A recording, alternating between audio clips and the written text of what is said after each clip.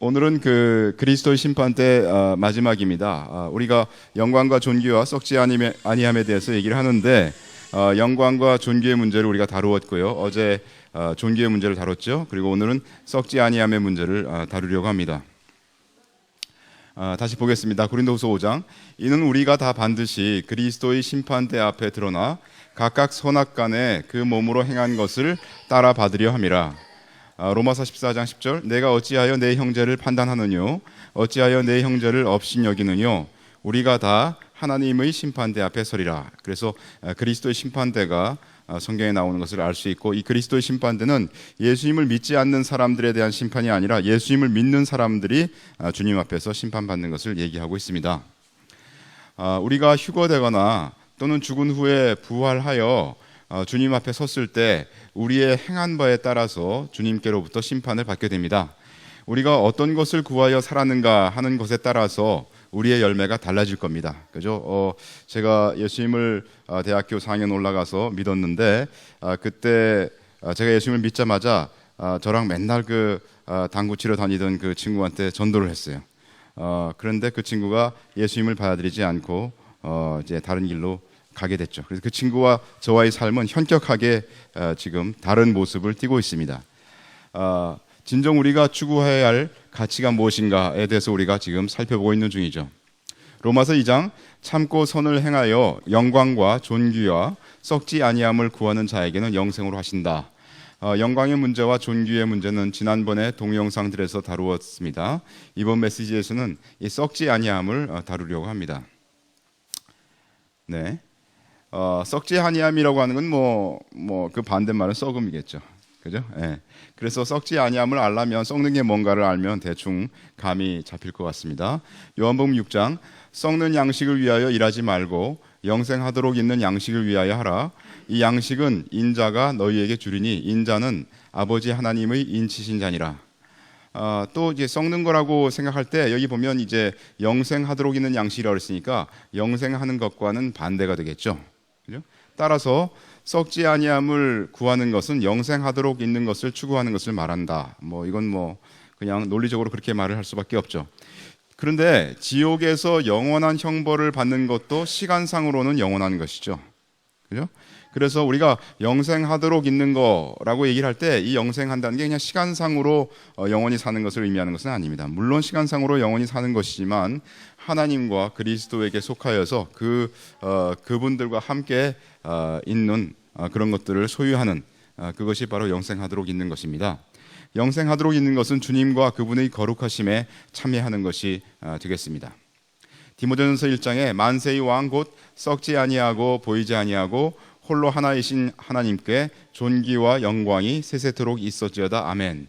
하나님은 여기 보면 썩지 아니하신다 하는 것을 알 수 있어요. 우리가 썩지 아니하는 것이 뭔가를 이렇게 살펴보려고 합니다. 근데 처음에 우리가 하나님은 썩지 아니하시는 분이시다라고 성경이 얘기하고 있는 거죠. 베드로전서 1장. 썩지 않고 더럽지 않고 쇠하지 아니하는 기업을 잊게 하시나니 곧 너희를 위하여 하늘에 간직하신 것이라. 그래서 하늘에 있는 것은 썩지 아니하는 것이다 라고 성경은 또 얘기를 하고 있습니다. 베드로전서 1장 23절. 너희가 거듭난 것이 썩어질 씨로 된 것이 아니요 썩지 아니할 씨로 된 것이니 하나님의 살아있고 항상 있는 말씀으로 되었느니라. 그래서 이 하나님의 말씀도 썩지 아니하는 것이다 라고 성경은 분명히 증거하고 있습니다. 고린도전서 15장. 죽은 자의 부활도 이와 같으니 썩을 것으로 심고 썩지 아니할 것으로 다시 살며, 또 52절. 나팔 소리가 나매 죽은 자들이 썩지 아니할 것으로 다시 살고 우리도 변화하리라. 그래서 우리가 얻을 부활체는 썩지 아니하는 것이다. 다시 말해서 지금 현재 우리가 입고 있는 이 몸은 썩는 몸이다 이런 얘기죠. 그러나 우리가 다시 휴거되거나 또는 죽은 후에 부활했을 때 입는 그 부활체는 썩지 아니하는 것이다 라고 성경은 얘기합니다. 50절. 형제들아 내가 이것을 말하노니 혈과 육은 하나님 나라를 유업으로 받을 수 없고 또한 썩은 것은 썩지 아니한 것을 유업으로 받지 못하느니라. 그래서 하나님 나라는 오로지 썩지 않는 것만 있다 하는 것을 알 수 있고 썩는 것은 하나님 나라에 들어갈 수가 없다라는 것을 우리가 성경에서 보고 있습니다. 그래서 우리가 이제 얻을 수 있는 간단한 결론들은 이런 게 있어요.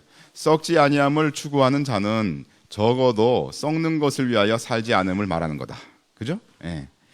썩는 것을 위하여 사는 자는 썩지 아니함을 추구한다고 말할 수 없다. 그렇죠? 썩지 아니함과 썩는 것은 서로 상반되면서 또 공통되는 부분이 없다.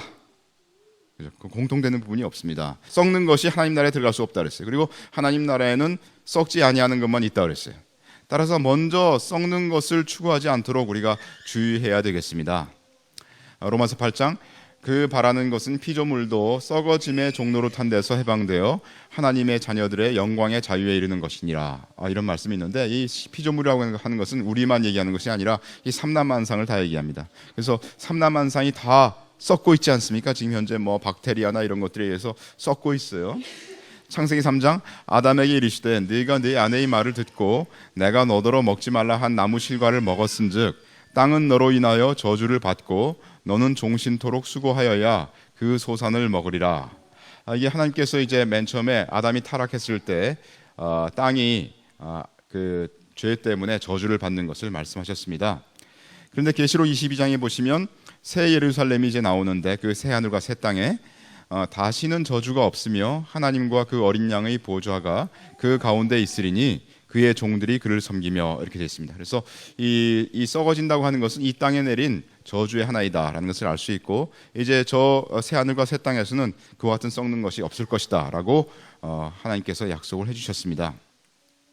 요한일서 2장 이 세상이나 세상에 있는 것들을 사랑치 말라. 누구든지 세상을 사랑하면 아버지의 사랑이 그 속에 있지 아니하니 이는 세상에 있는 모든 것이 육신의 정욕과 안목의 정욕과 이생의 자랑이니 다 아버지께로 쫓아온 것이 아니요 세상으로 쫓아온 것이라. 이 세상도 그 정욕도 지나가되 오직 하나님의 뜻을 행하는 이는 영원히 거하느니라. 그래서 이 세상과 그 안에 있는 것들은 영원한 것이 아니고 지나가고 썩는 것이다. 이렇게 성경은 분명히 얘기하고요. 썩어질 세상은 썩지 않으시는 주님을 대적한다라고 성경은 얘기합니다. 첫 번째 그 세상 여기 요한일서 2장 말씀에 나와 있는 세 가지 카테고리에 대해서 잠깐 보시면 첫 번째가 육신의 정욕이었죠. 육신의 정욕은 영원한 나라에서는 없습니다. 그래서 마태복음 22장에 보시면 부활 때에는 장가도 아니 가고 시집도 아니 가고 하늘에 있는 천사들과 같으니라 이렇게 주님께서 말씀하시는데 현생에서의 결혼은 하나님께서 인류를 번식시키기 위한 창조의 법칙입니다. 그래서 결혼의 중요한 기능이 하나는 출산이죠. 그러나 부활 때에는 창조의 목표가 완성된 마지막 때이므로 더 이상 출산이 필요 없고 그러므로 자연히 성적 만족을 요구하는 본능도 없어집니다. 부활의 몸은 이렇게 존재의 규모와 질이 달라지므로 결혼이 필요가 없게 되죠. 또한 이 세상의 쾌락과 만족과는 다른 새롭고 영원한 즐거움과 만족이 있게 됩니다. 이게 주석 말씀에 써 있는데 어떤 사람은 생각할 수 있죠. 그러면 천국에 결혼이 없으면 무슨 재미로 사나? 뭐 이렇게 생각하는 사람도 있을 수도 있어요. 근데 여러분들 성령 충만해 보시면 정말 그 하늘나라가 어떤 것인지 여러분들이 잠깐 그 그림자를 볼 수 있는 것 같아요. 우리가 성령 충만할 때 그와 같은 것들이 극한적으로 그 영원히 지속된다라고 보시면 되겠습니다. 고린도전서 7장 그러나 장가가도 죄 짓는 것이 아니요 처녀가 시집가도 죄 짓는 것이 아니로되 이런 이들은 육신에 고난이 있으리니 나는 너희를 아끼노라. 그래서 결혼을 하여서 주님을 섬기는 것은 죄 짓는 것이 아닙니다. 고린도전서 7장 33절 장가간 자는 세상 일을 염려하여 어찌하여야 아내를 기쁘게 할꼬 하여 마음이 나누이며 시집가지 않은 자와 처녀는 주의 일을 염려하여 몸과 영을 다 거룩하게 하려 하되 시집간 자는 세상 일을 염려하여 어찌하여야 남편을 기쁘게 할꼬 하느니라. 그래서 여기 그 기쁘시게에 해당하는 헬라어가 있는데 그 아레스코라는 그 헬라어는 상대방을 향한 헌신의 개념을 포함하고 있습니다. 즉 기혼자는 아내 때문에 주께 향한 헌신의 자세를 반감시킬 수도 있다는 겁니다. 근데 여기 자세히 읽어보면요, 이게 상당히 난해 구절 중에 하나입니다. 왜냐하면 여러분 그 우리가 다 알기는 예수님을 믿으면 우리가 하는 모든 일들이 세상 일이 아니라 그리스도 일이 되어야 됩니다.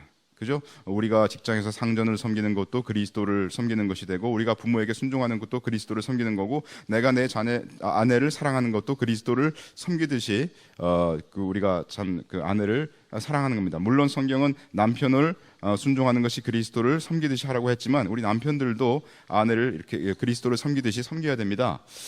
그런데 여기 보면 그 세상 일이란 말이 나와요. 장가간 자는 세상 일 염려하여 어찌하여야 아내를 기쁘게 할꼬 하여 마음이 나누인다.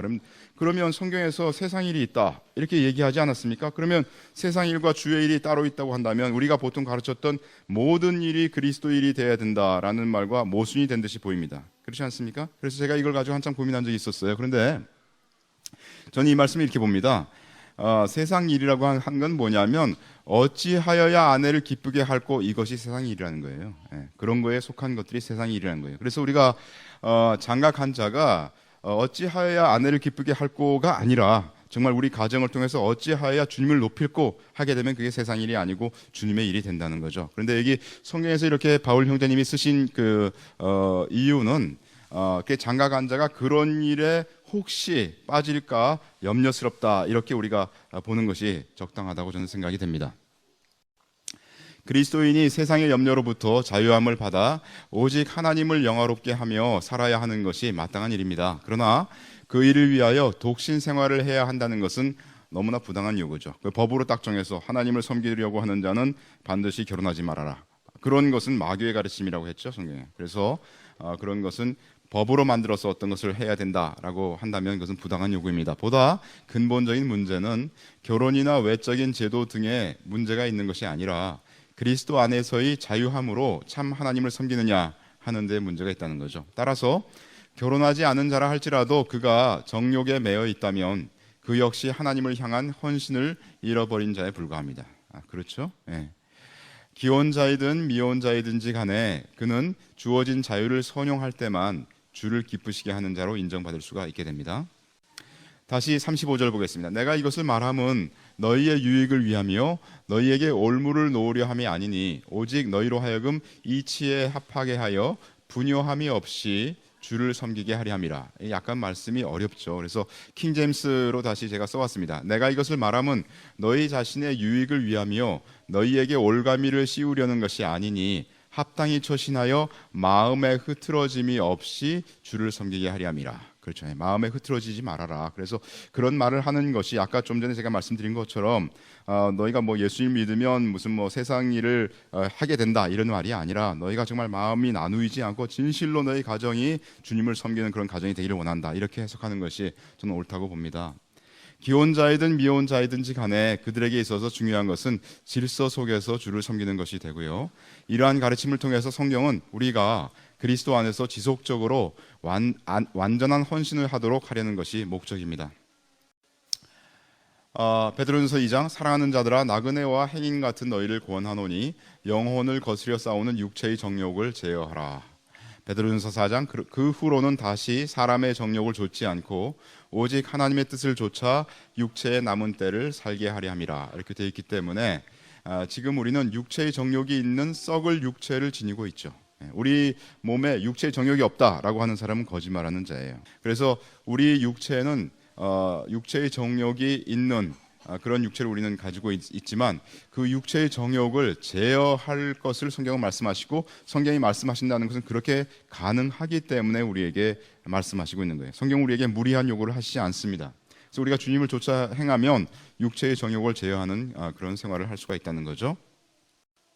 그다음에 두 번째, 안목의 정욕에 대해서 잠깐 말씀드리면 이것은 외적인 것을 봄으로 유혹을 일으키는 성적인 욕망은 물론 모든 사물을 탐닉하는 욕망을 의미한다. 물론 이게 이렇게 눈으로 보는 거기 때문에 눈으로 보는 어떤 성적인 것뿐만 아니라 모든 뭐라 그러죠? 재물을 보면 어떤 물건을 보면 견물생심이라고 그러죠. 탐심이 일어나는 그와 같은 것들을 모두 포함한다라고 볼 수가 있겠습니다. 베드로후서 2장 13절 불의의 값으로 불의를 당하며 낮에 연락을 기쁘게 여기는 자들이니 점과 흠이라 너희와 함께 연회할 때에 저희 간사한 가운데 연락하며 이 불의의 값으로 불의를 당하며 이 말은 본문은 거짓 교사들이 남들에게 불의하게 행한 그것으로 인해서 자신들도 속임을 당하고 보응을 받음을 의미한다. 이렇게 주석에 되어 있고요. 이러한 예는 불의하게 예언하려다 멸망한 발람에게서 찾을 수 있죠. 이 발람의 교훈이라는 그 메시지에서 제가 자세히 설명했으니까 참조하시고요. 본절은 거짓 교사들이 낮에도 밤처럼 향락에 빠진 생활을 즐길 뿐 아니라 그리스도인들의 거룩한 모임에서도 역시 자신들의 술 취하고 음행하는 방탕한 행위로서 불의를 드러냄을 시사합니다.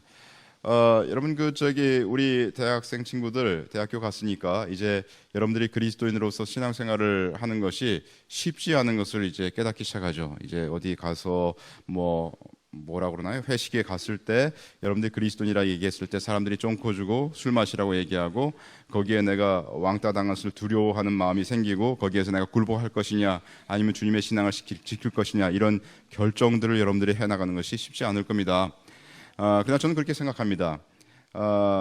우리 그리스도인이라고 하는 것은 뭐냐면 하나님 앞에 내 죄를 인정하고 고백한 자예요. 그 말은 무슨 말이냐면 하나님께서 나에게 너 죄 있다, 너 문제 있다 라고 얘기했을 때 다른 핑계 다 대지 않고 하나님 앞에 내가 그렇습니다 하고 시인한 것을 얘기하죠. 하나님 그렇습니다. 그래서 시인한 걸 얘기해요. 그것을 행한 사람은 무슨 그 길을 보게 되냐면요. 맨정신으로 나의 깊은 것을 다른 사람과 나누는 것을 처음으로 배우게 됩니다. 그리스도 안의 삶이라고 하는 것이 바로 그런 거예요. 우리가 예수님 믿기 전에는 자기의 어떤 그 문제들과 자기의 어떤 죄된 모습이나 자기의 허물들을 다른 사람에게 말하기가 너무너무 어렵고 그 길을 발견하지 못했습니다. 그래서 보통 일반 사람들은 그 길을 어떻게 찾느냐 하면 술 먹고 찾는 거예요. 그래서 술을 마시고 뒤집어지면서 자기의 진짜 친구한테 하고 싶은 친구한테 무슨 뭐라 그럴까요? 정말 털어놓고 싶은 그런 말들을 하는 거죠. 또는 친구에게 불만이 있던 것들을 그렇게 얘기합니다. 그들은 겸손하게 말하는 법을 배우지 못했으니까요. 그래서 저는 그렇게 생각합니다. 술 마시는 자는 너무나 연약한 자다. 너무 연약한 자다. 저는 그렇게 생각합니다. 그래서 우리 그리스도인들은 정말 하나님 아버지 앞에 겸손하여 자기의 마음속 깊은 것들을 다른 사람에게 맨정신으로 분명하게 겸손한 자세로 얘기하는 것을 하나님 아버지 앞에 배운 거기 때문에 그것을 실행할 수 있는 자입니다. 그게 그리스도인의 능력이에요. 하나님께서 우리에게 주신 축복입니다. 베드로후서 2장 음심이 가득한 눈을 가지고 범죄하기를 쉬지 아니하고 굳세지 못한 영혼들을 유혹하며 탐욕에 연단된 마음을 가진 자들이니 저주의 자식이라. 거짓 교사들은 믿음의 뿌리가 깊지 못한 그리스도인들을 자신들의 거짓된 가르침으로 꿰어서 그들의 방탕한 생활에 동참하게 한다. 이렇게 되어 있습니다. 이거 제 말씀이 아니에요. 제가 신앙의 선배들이 말씀하신 걸 적어온 겁니다. 베드로후서 2장 15절 저희가 바른 길을 떠나 미혹하여 부올의 아들 발람의 길을 좇는도다. 그는 불의의 삭슬 사랑하다가 그래서 그 발람의 길이란 돈을 사랑하여 하나님의 말씀을 떠나 거짓 예언을 했죠. 또 부도덕한 것을 교훈한 역사적 사실을 가리킨다.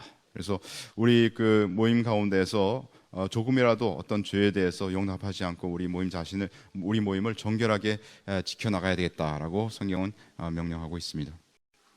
자, 그다음에 세 번째 이생의 자랑입니다. 소위 스펙하면 여러분들이 이제 대학생 1학년은 잘 모르겠지만 4학년쯤 되면 모두 다 고개를 이제 땅에 내리고 다녀요. 그리고 마음이 겸손해집니다. 3학년 때까지는 괜찮아요. 3학년 1학기 때까지는. 그런데 다른 사람들의 문제는 되게 쉬운 문제죠. 선배가 고개 들고 다닐 때 1학년 때 뭐라 하냐면 왜 그래? 그렇게 전부 생각하지 않습니까? 근데 그게 자신의 문제이지 않기 때문이에요. 사람은 이기적이기 때문에 남의 문제를 자기 문제같이 생각할 수 없어요. 아직 우리가 어리기 때문에. 그런데 4학년 되면 이제 자기 걱정이 되면 모든 이 4학년 병에 걸리게 되는 거죠. 소위 스펙입니다. 스펙, 학벌과 이력과 재력과 명예 이것을 쌓았어도 새 하늘과 새 땅에서는 전혀 인정받지 못합니다. 여러분 이 세계에서 내가 어느 나라 대통령이었다 그랬을 때 그 대통령이 새 하늘과 새 땅에서 인정받겠습니까? No. 제가 분명히 말씀드렸지만 그 영광의 문제에서 말씀드렸지만 내가 내 십자가를 지고 주님을 좇은 그것만 살아남습니다. 그것만 살아남아요. 그런 의미에서 스펙은 영원한 것이 아니고 썩어질 것입니다. 분명히 썩어질 것이에요. 마태복음 6장 너희를 위하여 보물을 땅에 쌓아두지 말라. 거기는 좀과 동록이 해하며 도적이 구멍을 뚫고 도적질하느니라. 오직 너희를 위하여 보물을 하늘에 쌓아두라. 거기는 좀이나 동록이 해하지 못하며 도적이 구멍을 뚫지도 못하고 도적질도 못하느니라. 만약 이 세상에서 스펙 쌓는 것에 온 신경을 쓴다면 주님의 나라에 보물을 쌓지 못하게 됩니다. 그렇죠? 여기서 재물에 관한 그리스도인들의 자세를 정리하면 다음과 같다. 첫 번째, 이 땅에 쌓인 재물과 보화가 최상의 것이 아니다. 그러므로 이것을 가장 귀중한 것으로 여겼다가는 훗날 큰 화를 만날 수 있다.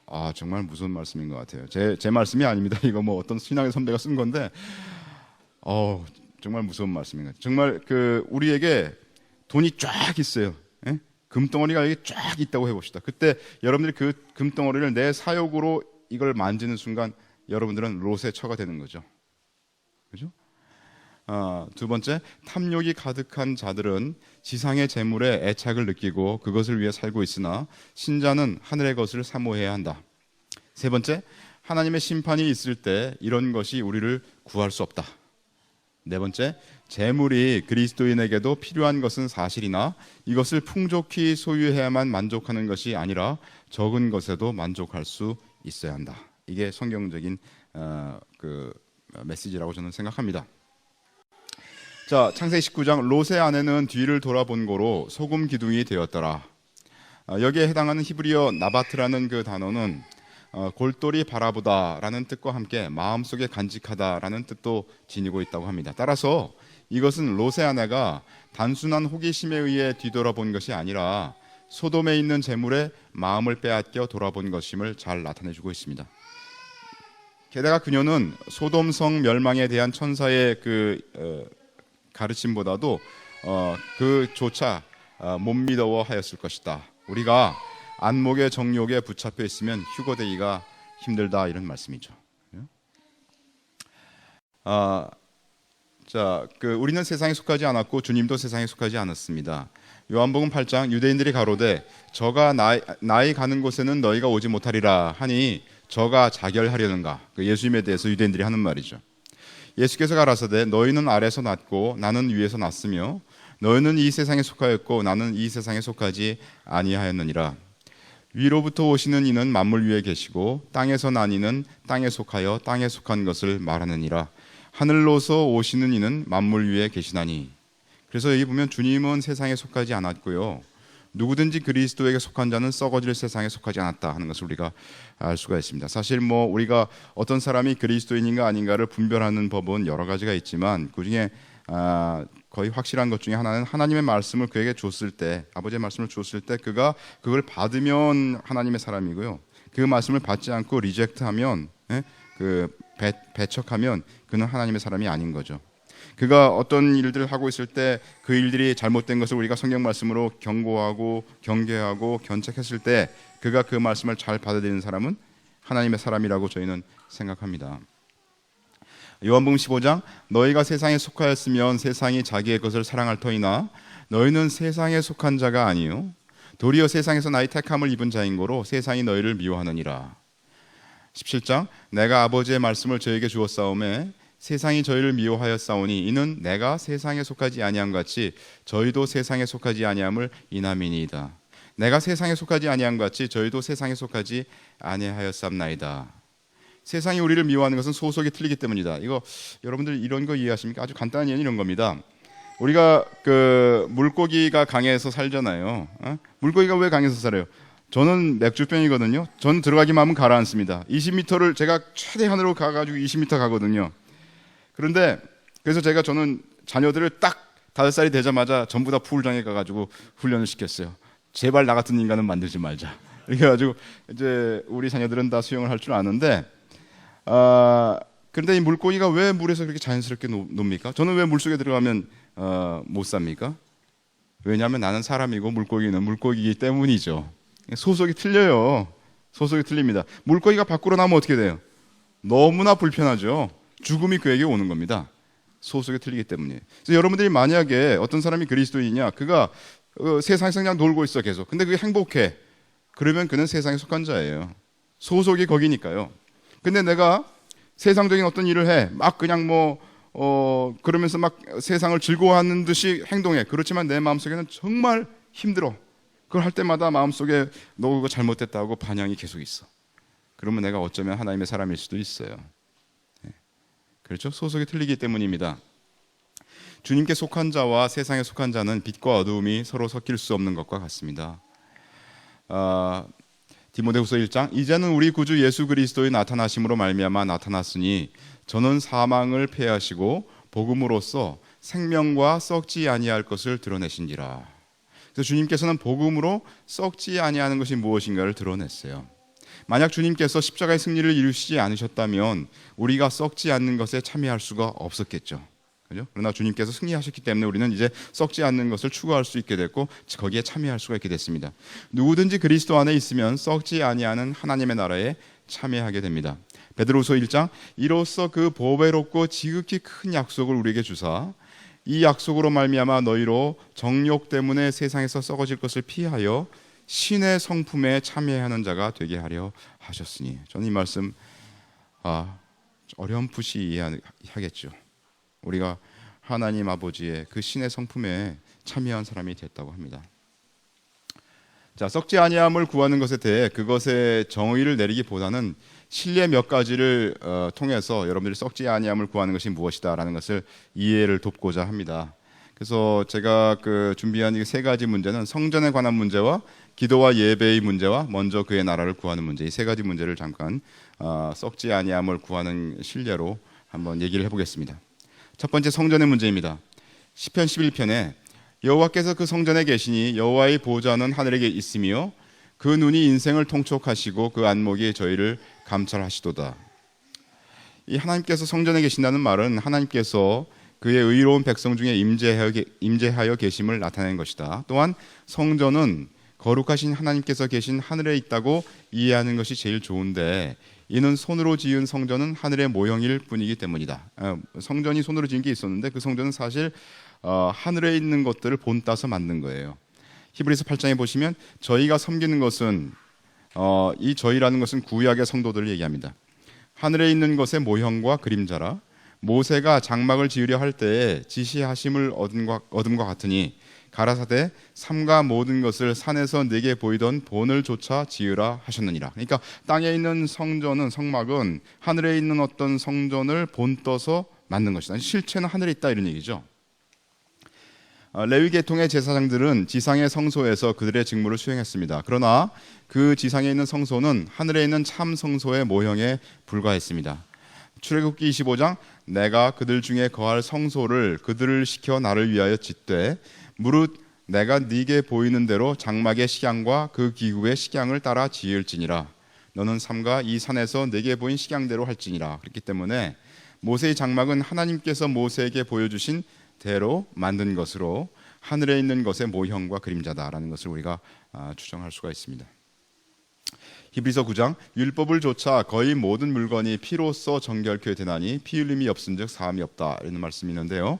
하늘에 있는 참된 성소의 모형인 땅에 있는 성소는 동물의 피로 깨끗게 된다 이렇게 성경이 얘기를 하고 있습니다. 그런데 23절에 그러므로 하늘에 있는 것들의 모형은 이런 것들로서 정결케 할 필요가 있었으나 하늘에 있는 그것들은 이런 것들보다 더 좋은 재물들로 할지니라 이렇게 되어 있습니다. 여기 보면 우리나라 그냥 개역 성경에는 더 좋은 재물로 할지니라 이렇게 단수처럼 되어 있는데 우리나라 말이 단수 복수가 정확하지 않지 않습니까? 근데 영어로 보면 이게 재물들로 되어 있어요. 하늘에 있는 그것들은 이런 것들보다 이런 것들이라고 하는 것은 양이나 소나 이런 염소의 피 이런 것들을 얘기하겠죠.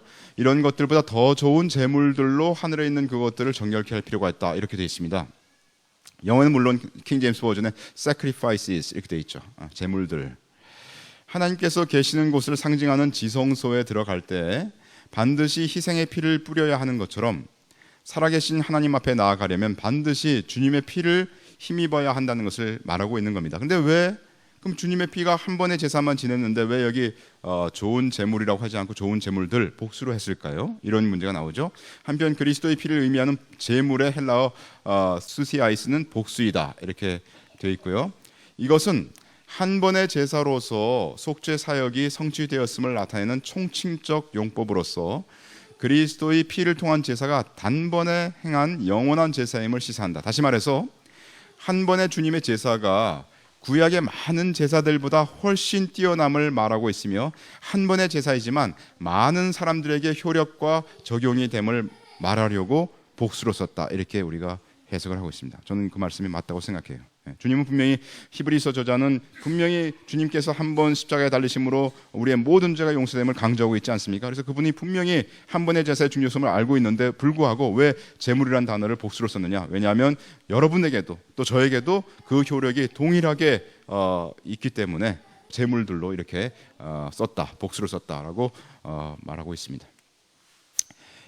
히브리서 9장 24절 그리스도께서는 참 것의 그림자인 손으로 만든 성소에 들어가지 아니하시고 오직 참 하늘에 들어가사 이제 우리를 위하여 하나님 앞에 나타나시고 대제사장이 해마다 다른 것의 피로써 성소에 들어가는 것 같이 자주 자기를 드리려고 아니하실지니. 그래서 그리스도께서 자신의 피를 통해서 들어가신 곳은 지상의 성소가 아닙니다. 주님은 지상의 성소를 들어가신 게 아니라 지상의 성소는 모형이니까 사실 참 하늘인 그 성소에 들어가셨다 이렇게 얘기를 하죠. 지상의 성소는 단지 외형적인 것만을 속죄하는 불완전한 것으로 하늘의 실체를 보여주는 그림자에 불과하기 때문에 그리스도는 지상 성소의 실체인 하늘 성소에 들어가셨다고 우리가 볼 수가 있습니다. 역대상 28장 다윗이 가로되 이 위의 모든 것의 식양을 여호와의 손이 내게 임하여 그려 나로 알게 하셨느니라. 모세가 호렙산에서 성막과 거기에 들어갈 기구들에 대한 계시를 받은 것처럼 다윗 왕이 성전 건축을 위한 상세한 계시를 하나님으로부터 받았음을 말하는 내용이죠. 출애굽 당시의 장막도 하나님께서 그 식양을 알려주셨고 솔로몬이 지은 성전도 다윗에게 하나님께서 그 식양을 알려주셨다 이런 말씀입니다. 이것은 땅에 있는 성전이 하늘의 모양과 그림자일 뿐임을 다시 증거하고 있는 겁니다. 자, 이제 그 성전의 문제에서 특별히 신약에서의 성전에 대해서 잠깐 얘기를 하겠습니다.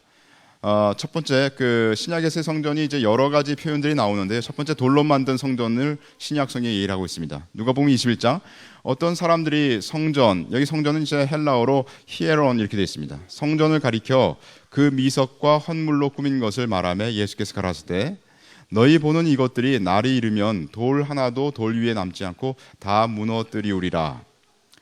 이 성전은 헤롯 대왕에 의해서 지어진 성전을 가리키고 있는 거죠. 그리고 BC 19년 또는 20년에 짓기 시작한 이 성전은 예수님 당시까지도 준공되지 못한 상태에 있었어요. 성경에도 그렇게 말씀이 나와 있죠.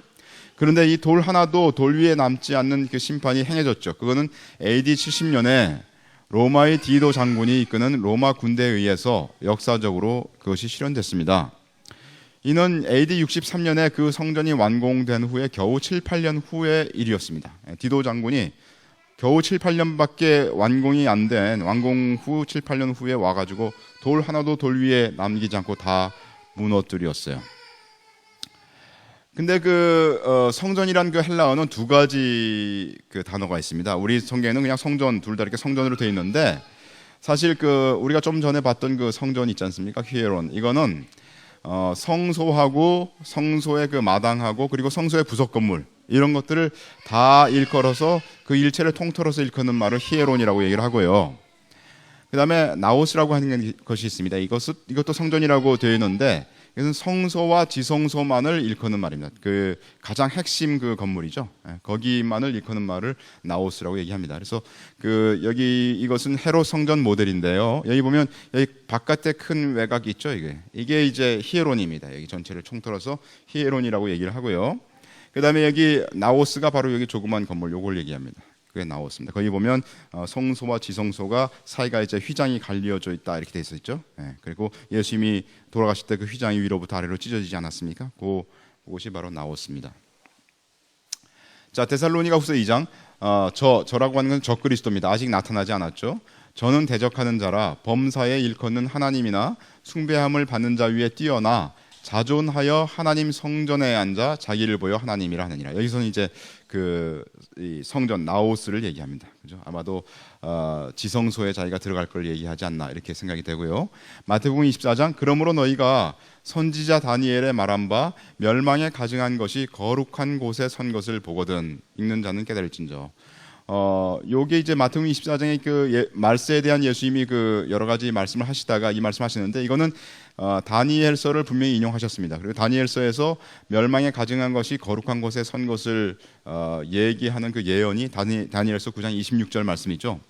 62일의 후에 기름 부음을 받은 자가 끊어져 없어질 것이며 장차 한 왕의 백성이 와서 그 성읍과 성소를 회파하려니와 그의 종말은 홍수의 엄몰됨 같을 것이며 또 끝까지 전쟁이 있으리니 황폐할 것이 작정되느니라. 뭐 이 다니엘서 9장의 자세한 내용들은 제가 다른 동영상에서 풀었기 때문에 그것을 참조하시면 되겠고, 여기서는 이제 성읍과 성소를 회파한다. 그렇기 때문에 이 적그리스도가 와가지고 이 성소를 회파하고 그것들을 갖다가 황폐하게 할 것을 예언을 하고 있습니다. 그래서 그 마태복음 24장과 다니엘서 9장이 서로 매치되는 그런 예언인데, 마지막 때 적그리스도가 와서 하나님 성전에 앉는다고 하는데, 이 말씀들을 비교해 볼 때 마태복음 24장에 이 주님께서 하신 것이 바로 돌로 만든 성전일 거라고 우리가 추정할 수가 있다, 이런 말씀이죠.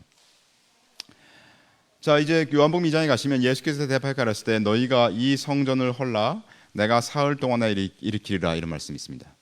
요한복음 계속 읽어보면 유대인들이 가로되 이 성전은 46년 동안에 지었거늘 네가 3일 동안에 일으키겠느냐 하더라. 그러나 예수는 성전된 자기 육체를 가리켜 말씀하신 것이라. 죽은 자 가운데서 살아나신 후에야 제자들이 이 말씀하신 것을 기억하고 성경과 및 예수의 하신 말씀을 믿었더라. 여기 보면 그 예수님이 너희가 이 성전을 헐라, 이게 무슨 말입니까? 예수님이 이 건물을 가리켜 말씀한 게 아니라 너희가 나를 죽여라, 이런 말입니다. 내가 십자가에 달리겠다, 이런 말씀이죠. 근데 유대인들이 그 말씀을 알아듣지 못했어요. 제자들도 알아듣지 못했고, 제자들이 예수님이 부활하신 후에야 이게 그때 건물을 얘기한 게 아니라 예수님의 육체를 얘기한 거구나. 그래서 그리스도의 몸이 곧 성전인 것을 신약 성경이 얘기를 하고 있습니다. 이 규절의 뜻은 예수님께서 유대인에게 죽임을 당하신 후에 다시 살아나실 것을 예언하셨다는 그런 뜻이죠. 그래서 신약 성경의 성전이 바로 교회라고 얘기를 합니다. 고린도서 3장 너희가 하나님의 성전인 것과 하나님의 성령이 너희 안에 거하시는 것을 알지 못하느뇨. 누구든지 하나님의 성전을 더럽히면 하나님이 그 사람을 멸하시리라. 하나님의 성전은 거룩하니 너희도 그러하니라. 이거 우리 암송하는 말씀이죠. 또 고린도서 6장 19절 이것도 암송하는 말씀이죠. 너희 몸은 너희가 하나님께로부터 받은 바 너희 가운데 계신 성령의 전인 줄 알지 못하니 너희는 너희 것이 아니라 값으로 산 것이 되었으니 그러므로 너희 몸으로 하나님께 영광을 돌리라. 이 우리 암송하는 말씀 아닙니까? 고린도서 12장 27절 너희는 그리스도의 몸이요 지체의 각 부분이라, 이렇게 되어 있습니다. 우리가 그리스도의 몸이요 하나님의 성전인 것을 말씀하시고 있는 겁니다. 자, 에베소 1장 23절 교회는 그의 몸이니 만물 안에서 만물을 충만케 하시는 자의 충만이니라. 또 골로새 1장 그는 몸인 교회의 머리라. 그가 근본이요 죽은 자들 가운데서 먼저 나신 자니 이는 친히 만물의 으뜸이 되려 하심이요. 골로새 1장 24절 내가 이제 너희를 위하여 받는 괴로움을 기뻐하고 그리스도의 남은 고난을 그의 몸된 교회를 위하여 내 육체에 채우노라. 교회는 그리스도의 몸이라고 얘기를 하고 있는데요, 여기 에베소 1장도 그렇고 골로새 1장도 그렇고 이 몸된 교회, 몸인 교회, 교회는 그의 몸, 이렇게 돼 있지 않습니까? 그래서 신약에서는 분명히 교회는 그리스도의 몸이고 그것이 바로 성전이다, 이렇게 얘기하고 있습니다. 성전은 하나님께서 거하시는 곳인데 바로 우리 안에 하나님께서 거하시기 때문에 우리가 성전입니다. 우리 가운데 하나님께서 거하시기 때문에 우리가 성전이다, 이렇게 얘기하고 있습니다. 고린도전서 1장 고린도에 있는 하나님의 교회 곧 그리스도 예수 안에서 거룩하여지고 성도라 부르심을 입은 자들과 또 각처에서 우리의 주 곧 저희와 우리의 주 되신 예수 그리스도의 이름을 부르는 모든 자들에게, 이런 표현이 되는데요, 여기 교회가 뭐라고 했습니까? 교회 곧 하고 교회에 대한 정의를 내렸어요. 교회는 곧 어떤 자들이다, 이렇게 돼 있죠. 그죠? 그래서 신약 성경에서 교회는 어떤 자들로서 사람들임을 말하고 있습니다. 교회는 사람들이에요. 교회 곧 예수님을 믿는 사람들은 그리스도의 몸을 이루므로 하나님께서 거하시는 성전입니다.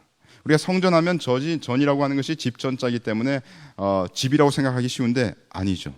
신약 성경에서 그 교회는 집이 아닙니다. 교회는 사람들을 얘기하고 있어요. 또 신약 성경에서 보면 성전이 하늘에 있는 성전이 나옵니다. 계시록 11장 이에 하늘에 있는 하나님의 성전이 열리니 성전 안에 하나님의 언약궤가 보이며 또 번개와 음성들과 뇌성과 지진과 큰 우박이 있더라.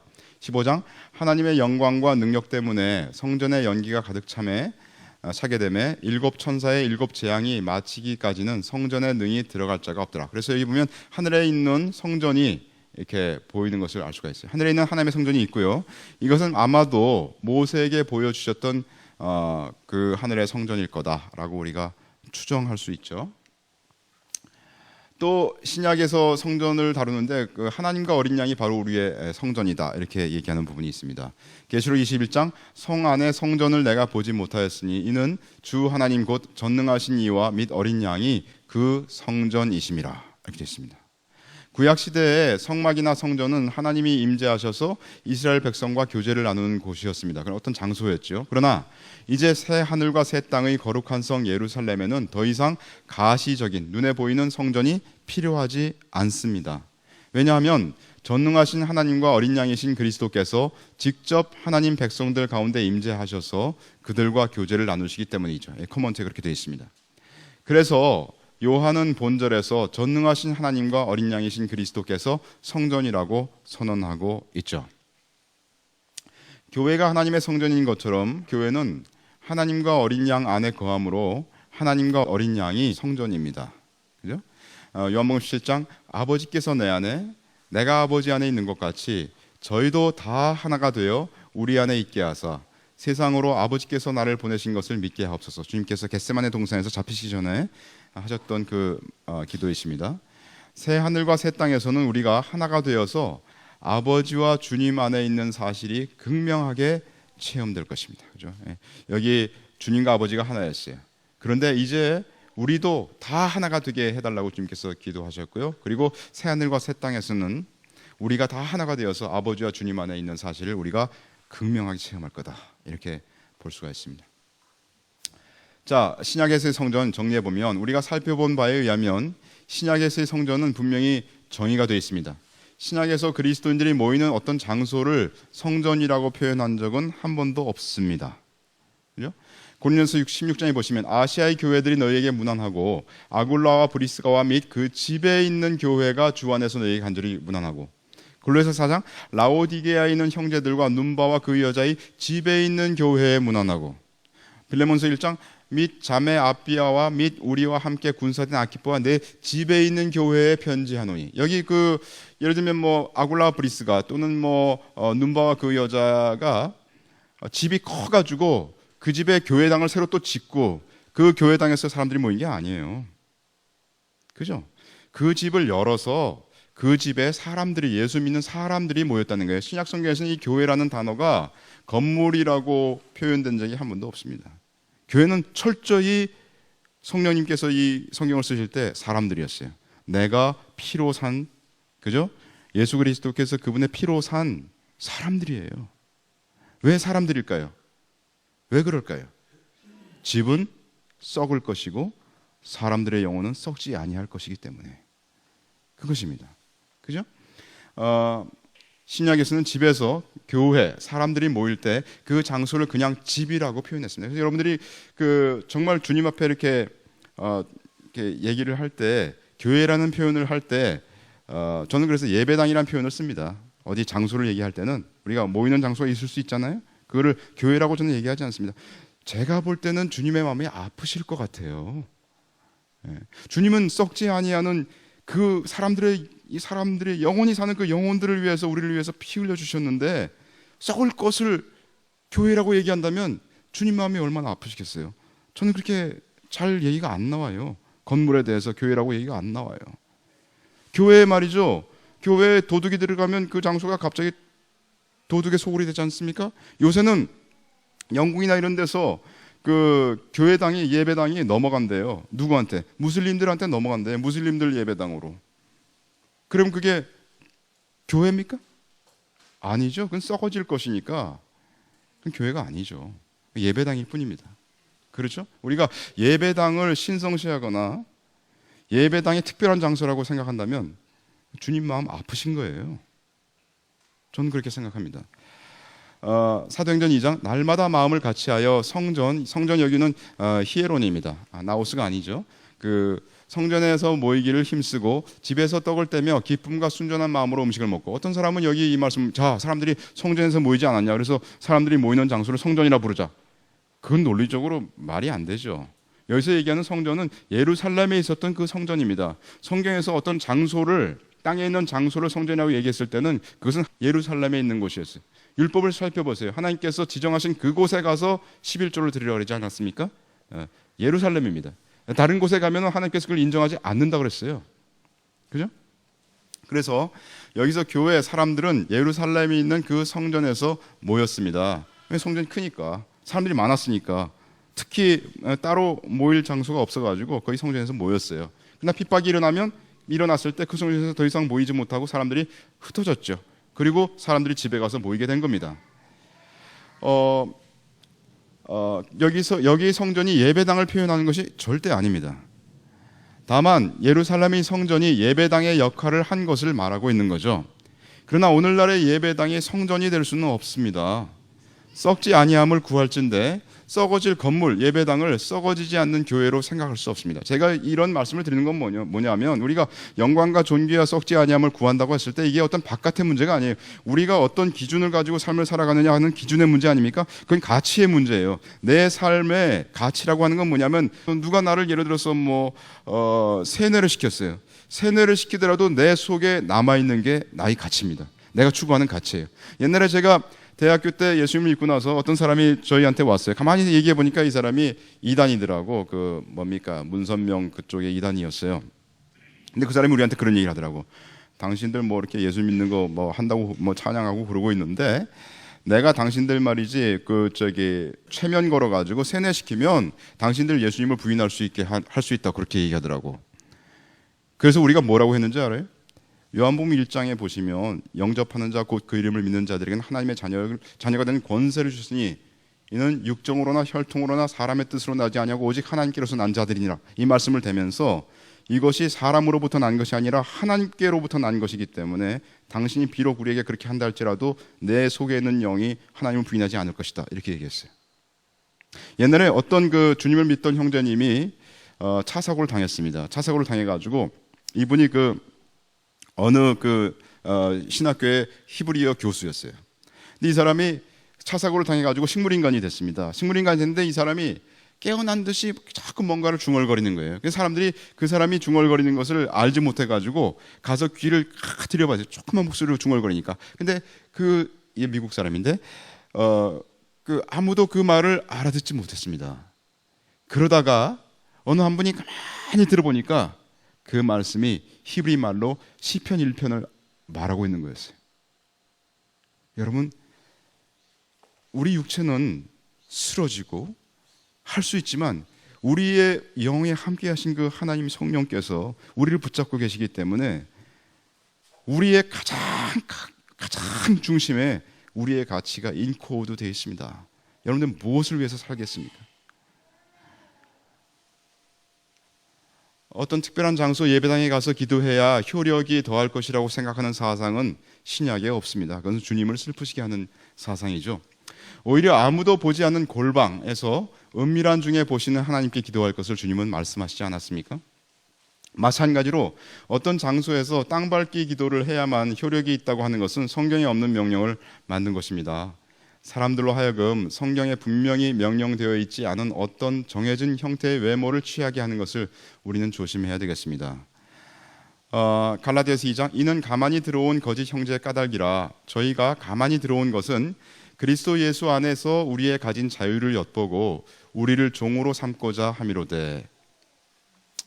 예를 들어 갈라디아 서가 왜 쓰여졌습니까? 할례 문제 때문에 쓰여졌는데요. 그 사람들이 주장하기를 할례를 하면 더욱 하나님 앞에서 의로워진다고 그렇게 주장했어요. 그런 것처럼 땅을 밟으면서 기도하면 더욱 효과적으로 적을 공략할 수 있다고 하는 그런 이론들이 있습니다. 그것이 바로 땅 밟기 기도입니다. 그러나 마귀는 땅을 밟으면서 대적한다고 물러가는 그런 존재가 아닙니다. 예. 어떻게 우리가 어떤 외부적인 어떤 형식을 취한다고 해서 마귀가 물러가고 그렇게 되겠습니까? 그거는 영적인 전쟁을 땅의 전쟁으로 바꿔놓은 그런 사상이에요. 그건 우리를 뒤로 퇴보시키는 그런 이론이죠. 겸손히 하나님을 순복하면서 대적할 때만 마귀가 물러갑니다. 어떤 지역에 가서 그 땅을 밟으면서 기도해야만 한다고 말하는 것은 주님께서 복음으로 드러내신 썩지 아니함을 깎아내리는 행위입니다. 주님께서는 썩지 아니함을 드러냈어요. 우리가 이곳에서 중국에 가 있는 우리 형제들이 전도할 수 있도록 기도할 수 있는 것이고요. 그것은 중국에서 그 형제가 자신의 사역을 위해서 주님을 위해서 기도하는 그 기도와 동일한 효력을 가지는 것을 우리는 믿어야 됩니다. 이건 영적인 문제입니다. 땅의 문제가 아니기 때문이죠. 이거는 썩지 아니함의 문제이기 때문입니다. 썩는 문제가 아니기 때문이죠. 야고보서 4장 그러나 더욱 큰 은혜를 주시나니 그러므로 일러스되 하나님이 교만한 자를 물리치시고 겸손한 자에게 은혜를 주신다 하였느니라. 그런즉 너희는 하나님께 순복할지어다 마귀를 대적하라 그리하면 너희를 피하리라. 여기 보면 마귀 대적하는 문제가 나옵니다. 뭘로 대적한다고요? 겸손하고 하나님께 순복함으로 대적하는 겁니다. 어디 어느 지역에 가가지고 땅 밟기 하라고 되어 있습니까? No. 베드로전서 다시 마귀 대적하는 부분을 볼까요? 젊은 자들아 이와 같이 장로들에게 순복하고 다 서로 겸손으로 허리를 동이라. 하나님이 교만한 자를 대적하시되 겸손한 자들에게는 은혜를 주시느니라. 그러므로 하나님의 능하신 손 아래서 겸손하라. 때가 되면 너희를 높이시리라. 너희 염려를 다 주께 맡겨버리라. 이는 저가 너희를 권고하심이니라. 근신하라 깨어라. 너희 대적 마귀가 우는 사자같이 두루 다니며 삼킬 자를 찾나니 너희는 믿음을 굳게 하여 마귀를 대적하라. 이는 세상에 있는 너희 형제들도 동일한 고난을 당하는 줄을 알미니라. 여기 보면 마귀 대적하는 문제가 어떻게 한다고요? 겸손으로 허리를 동이라. 다 주님께 너희 자신을 맡겨버리라. 어디 땅 밟는 문제가 나와 있습니까? 성경은 영적인 문제에 대해서 우리에게 가르치고 어떻게 우리가 썩지 아니함을 추구하는 사람이 되는가를 우리에게 가르치고 있는 말씀입니다. 자, 땅 밟기 기도를 주장하는 사람들이 인용하는 성경 구절들이 있습니다. 창세기 18장입니다. 그 사람들이 거기서 떠나 소돔으로 향하여 가고 아브라함은 여호와 앞에 그대로 섰더니 가까이 나아가 가로되 주께서 의인을 악인과 함께 멸하시려나이까. 그래서 이 부분을 사람들이 뭐라고 보냐면 땅 밟기 기도를 주장하는 사람들이 뭐라고 얘기하냐면요, 아브라함이 하나님과 기도했다. 기도한다고 볼 수도 있어요. 근데 그때 소돔을 향해서 보면서 그 자리에서 땅을 밟고 기도했다. 보라, 그런 땅 밟기 기도가 보이는가, 이렇게 얘기하고 있거든요. 네. 아브라함의 기도에서 아브라함이 소돔과 고모라 땅을 밟으며 기도했다고 성경이 강조하면서 그렇게 우리가 기도하라고 명령하고 있습니까? 만약에 성경이 우리에게 어떤 행동 양식을 이렇게 하라라고 얘기를 한다면 성경은 explicitly, 아주 구체적으로 성경에 기록하고 있습니다. 우리가 어떤 성경에서 보이는 것들을 우리의 어떤 논리로 이런 거일 거라고 추정하고 그것을 원칙으로 만들어서 룰로 만들어서 사람들이 반드시 그렇게 해야 된다, 행동 양식이 이렇게 돼야 된다, 이런 것들은 우리를 종으로 삼으려고 하는 계략입니다. 종으로 삼는다는 게 뭡니까? 그리스도 안에서 우리가 모든 것에서부터 자유했는데, 물론 죄 짓는 것을 얘기하는 것이 아닙니다. 모든 것에서 자유했는데 우리가 어떤 행동 양식을 해야만 된다. 저는 어떤 사람한테 가봤더니 그 모임에서는 어떤 얘기를 해야만 해요. 예배 시간에 어떤 구호를 외쳐야만 돼. 너무나 이상했어요. 그리스도 안에서 우리를 종으로 삼으려고 하는 계략입니다. 성경의 사건을 가지고 어떤 이론, 땅 밟기 기도들을 만들어서 사람들로 하여금 그 이론에 맞춰서 특정한 행동 양식을 가져야 한다고 하는 것을 주의해야 됩니다. 주의해야 됩니다. 여러분, 예수님을 믿는 사람은요, 사실은 우리가 정말 예수님을, 성령님을 쫓아서 산다면 우리 옛날 말에 그런 말 있지 않습니까? 저 사람은 법 없이도 살 자야. 그런 사람이거든요. 그게 예수 믿는 사람을 얘기하는 겁니다. 예. 법이 왜 생겼습니까? 법 없이 사는 자가 없기 때문에 법이 만들어진 거예요. 그게 성경이 얘기하는 거예요. 그럼에도 불구하고 율법주의자들은 뭐라고 얘기하는지 알아요? 우리는 법대로 살아야 돼, 이렇게 얘기하는 사람들입니다. 그들은 그리스도 안에서 주님으로 말미암아 충만해진다는 것이 무엇인지 모르는 자들입니다. 법 없이 사는 자가 바로 그리스도인이래요. 그게 그리스도인입니다. 민수기 13장, 모세가 가나안 땅을 탐지하러 그들을 보내며 이르되 너희는 남방길로 행하여 산지로 올라가서 그 땅의 어떠함을 탐지하라. 곧 그 땅 거민의 강약과 다소와 그들의 거하는 땅의 호, 불호와 거하는 성읍이 진영인지 산성인지와 토지의 후박과 수목의 유문이라. 담대하라. 또 그 땅 실과를 가져오라 하니 그때는 포도가 처음 익을 즈음이었더라. 여기 이것도 땅 밟기 기도를 주장하는 사람들이 얘기하는 구절이에요. 이게 뭐냐면 가나안 땅을 탐지하러 12명을 보내면서 그들이 가서 땅을 밟으면서 기도하면서 그렇게 있다가 돌아와서 그 땅을 점령할 수 있었다, 뭐 이런 얘기거든요. 그렇게 써 있습니까? 여러분들은 성경을 그렇게 봅니까? 가나안을 정탐한 12인이 정탐하는 땅을 밟으면서 기도했다고 성경이 기록하고 있습니까? No. 그런 기록 없습니다. 만약 땅을 밟으면서 기도하는 것이 그렇게 중요하다면 분명 성경은 그 사실을 기록하였을 것입니다. 여호수아 6장 너희 모든 군사는 성을 둘러 성 주위를 매일 한 번씩 돌되 엿새 동안을 그리하라. 제사장 7은 7 양각 나팔을 잡고 언약궤 앞에서 행할 것이요 제7일에는 성을 7번 돌며 제사장들은 나팔을 불 것이며. 이 부분도 사람들이 아주 위대한 땅밟기 기도라고 얘기합니다. 거기 땅을 밟으면서 그들은 분명히 기도했을 것이다. 그래서 여리고성이 무너졌을 것이다. No. 여리고성이 무너진 건요 그들이 기도했기 때문에 무너진 게 아닙니다. 여리고성은 하나님께서 그렇게 무너뜨릴 것이다, 너희가 이 말씀을 순종하라, 그러면 무너질 것이다, 하나님이 약속하셨기 때문에 무너진 것이죠. 여리고성을 돌면서 그들이 기도했다고 성경이 기록하고 있습니까? No. 만약 땅을 밟으면서 기도하는 것이 그렇게 중요하다면 여기서 그들이 기도했다고 최소한 한 번은 분명히 기록해야 되지 않겠습니까? 그러나 여기서 여리고 성을 돈 것은 기도의 문제라기보다는 하나님께서 말씀하신 대로 전적으로 그분을 의지하고 순종하는 문제였기 때문에 여기에서 기도를 했다는 표현을 하나님께서 쓰지 않으셨다고 개인적으로 저는 보고 있습니다. 자, 그 다음에 이제 그 두 번째 예를 한번 보겠습니다. 기도와 예배의 그 문제입니다. 고린도후서 11장 저런 사람들은 거짓 사도요 괴휼의 역군이니 자기를 그리스도의 사도로 가장하는 자들이니라. 이것이 이상한 일이 아니라 사단도 자기를 광명의 천사로 가장하나니 그러므로 사단의 일꾼들도 자기를 의의 일꾼으로 가장하는 것이 또한 큰 일이 아니라 저희의 결국은 그 행위대로 되리라. 20절 누가 너희를 종을 삼거나, 아까 그 갈라디아서에 나왔던 그 말씀과 동일한 종을 삼는 얘기가 나오지 않습니까? 잡아먹거나 사로잡거나 자고하다 하거나 뺨을 칠지라도 너희가 용납하는다. 그러지 말라, 이런 얘기죠. 너희 누가 어떤 이론을 만들어서 너희를 종을 삼으려 한다면 그 이론을 너희가 마음속에서부터 배척해야 된다. 우리는 썩지 아니함을 구하는 자들이기 때문에, 뭐 이런 얘기죠. 잠깐 여기에 덧붙여서 제가 좀 더 아까 그 성전 문제에 대해서 말씀드린다면, 오늘날 한국 교회의 많은 예배당을 그냥 그들이 그냥 디폴트로 그냥 자연스럽게 성전이라고 얘기를 하고 있어요. 우리 이제 큰 성전 하나 짓기 위해서 헌금합시다, 이런 표현들이 우리 사이에 너무 난무하고 있어요. 저는 주님께서 매우 슬퍼하시는 일이라고 생각합니다. 우리는 표현부터 주님께서 기뻐하시는 표현으로 바꿔야 된다고 저는 생각합니다. 여기서 종을 삼거나 이런 표현은 거짓 사도들이 고린도 교인들의 상전으로 행세하며 그들을 노예나 종으로 부렸음을 의미하는지, 아니면 복음으로 말미암아 누리게 된 자유를 빼앗아서 율법의 종 노릇하게 만드는 것을 가르치는지는 분명하지 않다. 여기서는 두 가지 의미를 다 포괄한다고 볼 수 있습니다.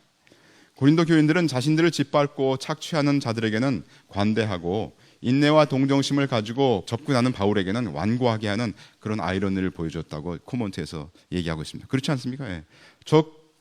적들에게는 오히려 아주 고분고분하고 적들이 하라는 대로 따라하고, 정말 사랑의 마음을 가지고 권면하는 바울에게는 적대시하고, 그런 태도를 가졌었어요.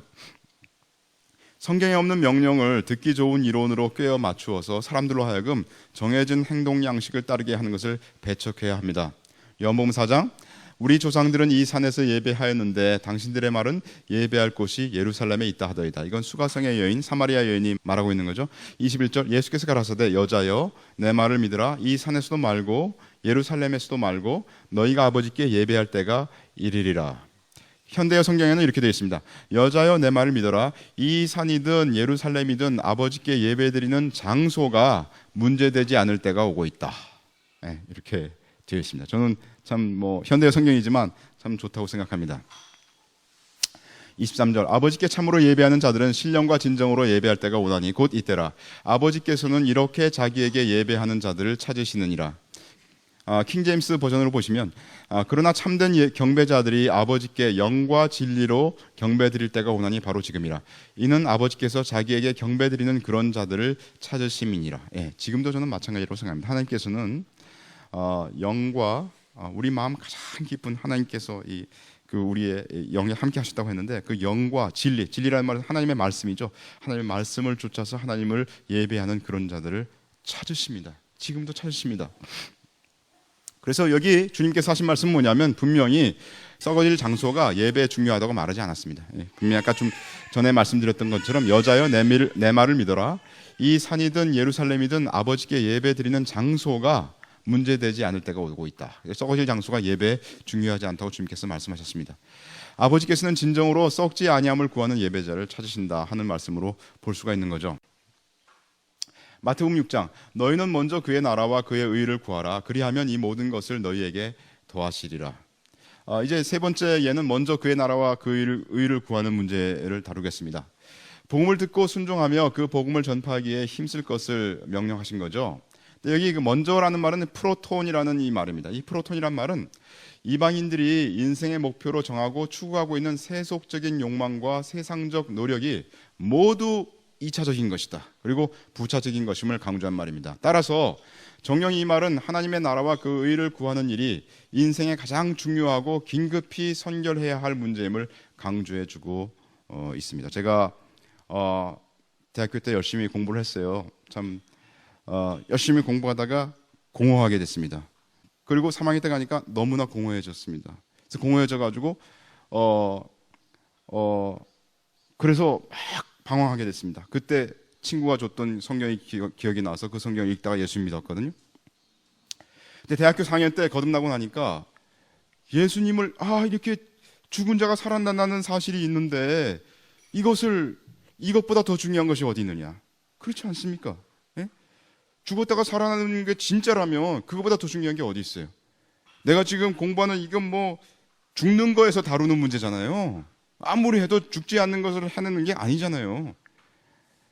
그래서 그때부터 예수님 믿자마자 전도하기 시작했어요. 예수님 믿고서 버스 안에서 예수님 믿고 예수님 영접한 것을 제가 깨닫고 내가 예수님 믿었구나. 아무도 저에게 내가 예수님 믿었다고 얘기할 필요가 없었어요. 내 속에 넘쳐 흐르는 성령의 충만, 내 속에 넘쳐 흐르는 그 평안의 놀라움, 도저히 내 인생에서 그런 것을 체험한 적이 없었어요. 버스에서 내리자마자 누가 생각났습니까?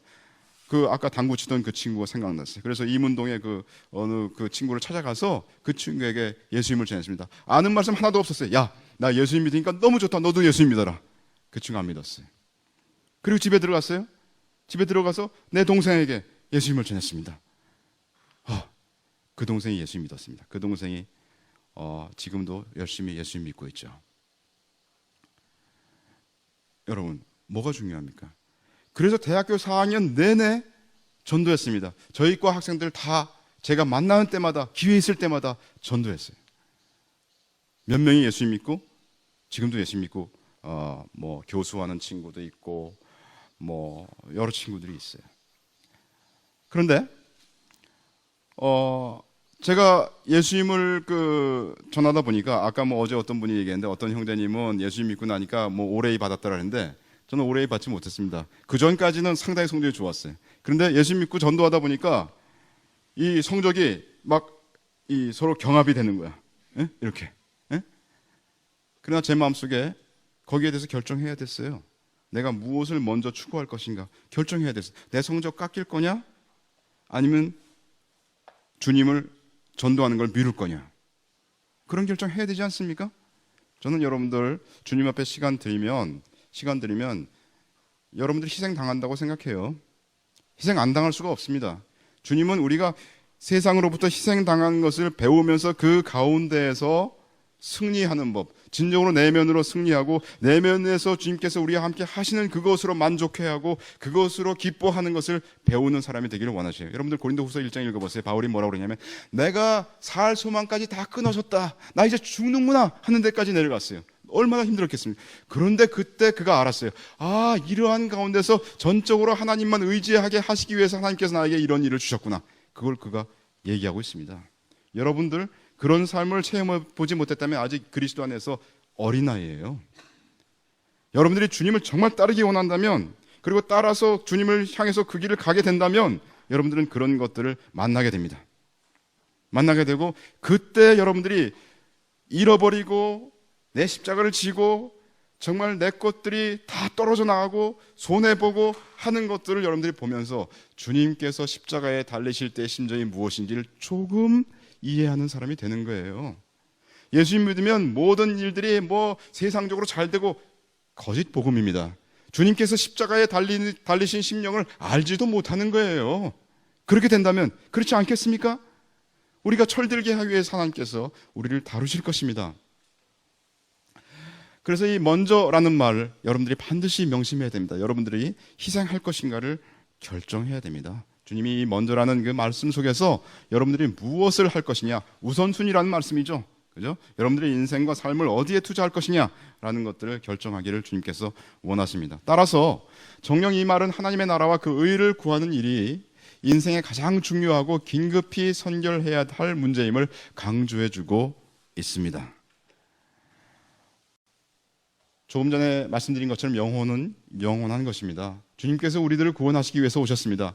주님을 전파하여 영혼들로 구원을 받게 하는 것은 무엇보다도 시급한 과제이며 우선된 과제입니다. 여러분, 내가 직장인이라면 직장에서의 목표가 무엇입니까? 제가 어떤 젊은 학생이었는데 그 당시에 그 사람을 방문했어요. 그 사람이 중병에 걸려서 이렇게 병원에 입원해 있었습니다. 그래서 제가 이제 찾아갔어요. 찾아가서 장래 목표가 뭐냐 그랬더니 그 학생이 전공이 무슨 컴퓨터 쪽이었습니다. 그래서 자기가 소망이 있다. 그 소망은 뭐냐면 훌륭한 프로그래머가 되어가지고 사회에 이바지하는 것이 그의 목표라고 얘기하더라고요. 제가 다른 동영상에서 이 말씀을 드렸는지 모르겠어요. 근데 제가 그래서 그랬어요. 사회는 없다 그랬어요. 사회는 물론 있죠. 근데 사회는 없다. 왜? 사회라는 거는 개개인들이 모여서 있는 것이다. 네가 사회에 이바지한다는 그런 꿈을 꾸지 말고 차라리 나는 너가 무엇부터 배워나가기를 원하냐면 네가 가진 그 컴퓨터 기술이라는 것이 너의 옆에 그 컴퓨터 기술을 통해서 만나는 그 사람을 접근하고 그 사람과 삶을 얽히고 그 사람을 봉사할 수 있는 채널로 이해하는 것이 좋겠다. 그런 얘기를 해줬습니다. 무슨 말씀인지 알겠습니까? 여러분들이 대학교에 들어갔을 때 주님이 왜 여러분들을 대학교로 보내셨어요? 내가 대학교에 있는 이유가 뭡니까? 저는 너무 안타까웠어요. 대학교 4학년 때 예수 믿어가지고 대학교 1, 2, 3학년 그냥 공부만 하고 사실은 하나님 앞에서 허송세월 한 거거든요. 그리고 지금 생각해보면 대학교 4학년 때 것만 기억나요. 1, 2, 3학년 때 뭐하고 지냈는지 기억이 안 나요. 어렴풋이 내가 엄청 놀았지 그런 생각은 납니다. 4학년 때 열심히 전도하고 나가서 식당에 가서 전도하고 밖에 가서 전도하고 버스 안에서 전도하고 만난 사람들마다 전도하고 그런 기억만 나요.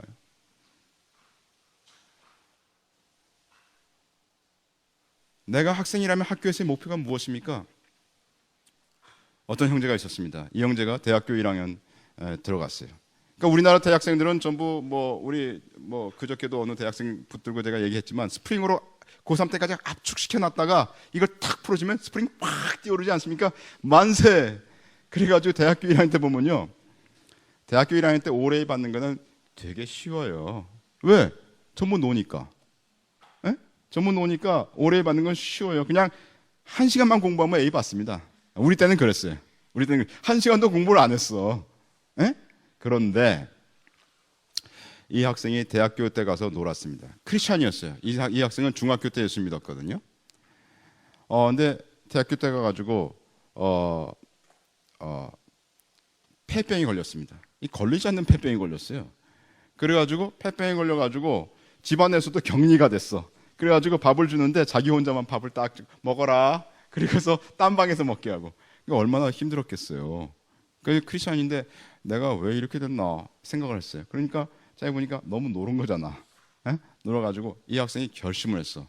무슨 결심을 했냐면 내가 우리 과의 모든 학생들을 전도하리라 결심했어요. 그리고 그것을 실행했습니다. 4학년 올라갈 때까지 2학년, 3학년, 4학년 다 실행했어요. 그래서 우리 아내가 예수 믿지 않았습니까? 그 학생이 전도해서. 우리 말하자면 영적으로 장인 어른이에요. 저는 그 친구 너무 좋아합니다. 물론 우리가 신앙에서 여러 가지 의견들이 틀릴 수 있어요. 근데 예수 믿는 것은 동일합니다. 저는 그 친구가 뭐라고 얘기하면 아주 주의 깊게 듣습니다. 같은 나이에요. 친구예요. 그러나 여러분, 성령께서 그 속에서 나를 사랑하시기 때문에 말씀하시는 거를 친구를 통해서 또는 후배를 통해서 지금 예수님을 믿은 그 형제 자매를 통해서 우리에게 말씀하신 것을 여러분들은 센서티브하게 민감하게 받을 수 있어야 됩니다. 그게 겸손이에요. 그게 그리스도인이에요. 무슨 말씀인지 압니까? 피차 복종하여가 무슨 말씀인지 알아들으시겠어요? 그래서 그 학생 다 예수님 전했습니다. 물론 다 예수님 믿은 건 아니죠. 그러나 많은 학생들이 예수님을 믿었습니다. 여러분, 저는 대학생들에게 도전합니다. 여러분들 무엇을 위해서 살 겁니까? 대학생만큼 특권인 사회가 없어요. 세상에 이렇게 정말 대놓고 놀 수 있는 특권이 있나? 이렇게 대놓고 마음대로 할 수 있는 특권이 있나? 뭐 잡히면 대학생이니까 봐주자 그러잖아요, 신문에도. 직장 들어가 보세요. 어디 여러분들의 권리가 있습니까? 어디 여러분들의 시간이 있어요?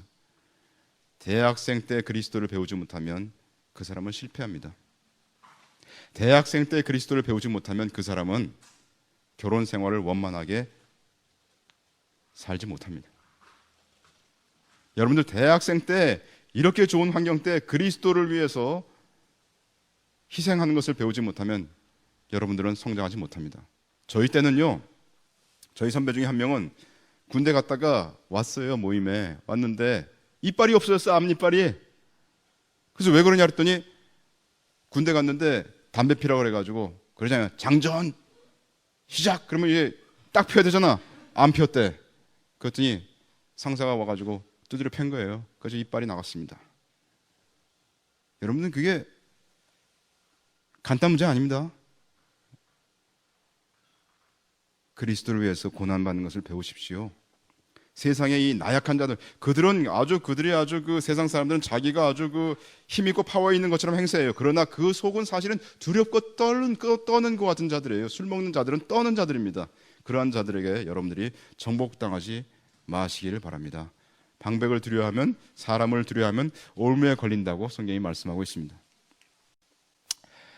우리 잠깐 볼 것은 오스카 쉰들러 2차 세계대전 당시에 쉰들러는 자신이 번 모든 돈을 1100명의 유대인을 살리는 데 소모하였죠. 그가 살리고자 한 유대인 명단이 바로 쉰들러 리스트인데요. 저는 이게 다시 봐도 감동이에요. 이 사람 예수 믿는 사람이 아니에요. 이 감독도. 그죠? 그 유명한 감독 있지 않습니까? 이름 까먹었는데. 예. 스필버그. 근데 그 사람 예수 믿는 사람 아니고 그 사람은 유대인이잖아요. 근데 그 사람이 하는 대사를 보세요. 그들도 알고 있어요. 그들의 삶을 어디에 투자하는 것이 마땅한지, 내가 무엇을 참으로 믿는다는 것이 무엇인지, 내가 내 삶을 내가 추구하는 바에 헌신하는 것이 무엇인지 그들도 알고 있다는 겁니다. 천하보다 귀한 한 영혼에 대해서 주님이 말씀하시죠. 아마도 주님 앞에 서서 자신이 주님을 위해서 더 하지 못한 것을 아쉬워할 사람은 지금 현재 열심히 주를 섬기는 사람일 겁니다. 여러분 무슨 말인지 이해가세요? 네. 내가 좀 더 했으면 하고 이 사람이 얘기하고 있지 않습니까? 왜 그래요? 자기가 했기 때문에 그걸 아는 겁니다. 근데 지금 우리가 이런 말을 들음에도 무감각한 사람은 어떤 사람인지 아세요? 해본 적이 없기 때문에, 관심이 없기 때문에 그런 사람들은 무감각한 겁니다. 여러분들이 주님을 위해서 헌신하면 그때부터 주님은 여러분들을 다루셔서 불과 환난을 통과하게 하실 겁니다. 여러분들의 인격에 주님을 닮게 하시고, 그리고 여러분들이 주님이 치르신 그 희생의 길을 닮게 하시고, 주님의 마음같이 그 사랑으로 가득 차게 하시기 위해서 여러분들이 가지고 있던 것들을 하나하나 주님께서 뺏어가실 수도 있습니다. 여러분들이 선택하셔야 돼요. 그러나 여러분들이 그렇게 될 때 주님께서 여러분들과 함께 하셔서 아무도 모른다 그러죠. 주님께서 주시는 위로, 주님께서 주시는 평강, 아무도 모릅니다. 체험할 수 없는 주님과의 교제, 그런 것들을 여러분들은 체험하시게 되실 겁니다. 주님을 위해서 열심히 일하지 않는 자는 한 사람이라도 더 살리지 못한 안타까운 심정이 뭔지를 모릅니다. 이런 말을 드려서 죄송한데, 요새 보면 얘기하지 않겠습니다. 누가복음 17장, 이와 같이 너희도 명령받은 것을 다 행한 후에 이르기를 우리는 무익한 종이라 우리의 하여야 할 일을 한 것뿐이라 할지니라. 얘기하겠습니다. 이런 겁니다. 우리가 이제 결혼하지 않은 이제 사람들이 있지 않습니까? 싱글들이 있는데, 싱글들이 이렇게 하는 걸 보면 철이 안 드는 것을 이렇게 그런 행동을 할 때가 있어요. 그죠? 네. 그래서 우리가 마음속에 뭐냐면 결혼해봐야 아는 건데 이렇게 얘기할 때가 있습니다. 그래서 결혼해서 애 키워보면 그게 뭔지 아는데, 근데 그렇게 하려면요 한 20년 걸리잖아요. 철드는 게 사람이 몇십 년 걸리는 거예요. 제가 어제도 말씀드렸지만 제가 어머니한테 이번에 그 지도를 받고 오지 않았습니까? 저희 어머님이 야, 나는 내 자녀한테 너한테 한 번도 그런 단어 쓰지 않았는데 너는 왜 너 자녀한테 그런 단어 쓰니? 제가 지금 철드는 거죠. 인생은 계속 철드는 겁니다. 그런데 여러분들이 만약 성경에는 이런 것을 얘기하고 있어요. 철드는 방법, 또 다른 방법이 하나 있습니다. 내가 싱글이라도 철드는 방법이 있어요. 그게 뭔지 아세요? 주님을 위해서 싱글로 남아서 교회를 섬기고 주님을 섬길 때 철드는 겁니다. 내가 나아가서 전도하고 양육하고 그 사람들이 주님 앞에 서게 하기 위해서 내가 그들을 돌보고 할 때 철드는 겁니다. 그런 사람은 결혼하는 것 이상으로 철드는 거예요. 이해가 가십니까? 네. 그래서 여러분들이 우리가 정말 주님 앞에서 한 영혼을 돌보고 천하보다 귀한 한 영혼인 것을 깨달아 알고 나가서 전도하러 갈 때마다 저는 그런 생각 들었어요. 저 사람이 나를 배척하면 어떡하나, 내가 말하자면 배척받으면 어떡하나, 나를 무시하면 어떡하나. 그런 싸움을 여러분들이 싸워서 이겨내야 강건한 사람이 되는 겁니다.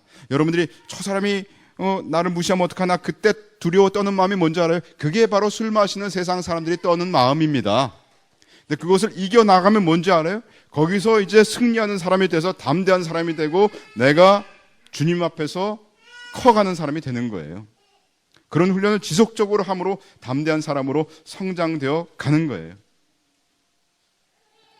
마태복음 25장 그 주인이 이르되 잘하였도다 착하고 충성된 종아, 내가 작은 일에 충성하였음에 내가 많은 것으로 내게 맡기리니 내 주인의 즐거움에 참여할지어다 하고. 여러분 우리가 나중에 또 얘기할 게 있을지 모르지만은 성경에서는 인도자가 되는 길이 험난합니다.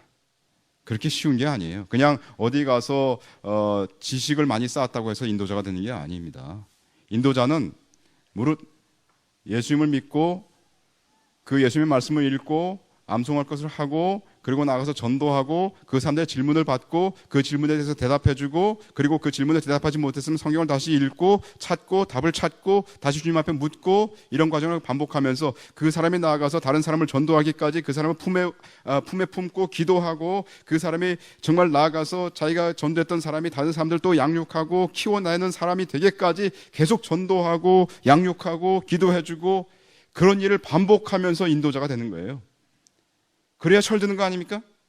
우리가 지식만 쌓아가지고 철드는 사람이 됐다고 얘기할 수 있겠습니까? 제가 어느 사람이랑 얘기하다가 그런 얘기를 들었어요. 젊은 청년 부부입니다. 둘 다 의기투합해서 결혼을 했어요.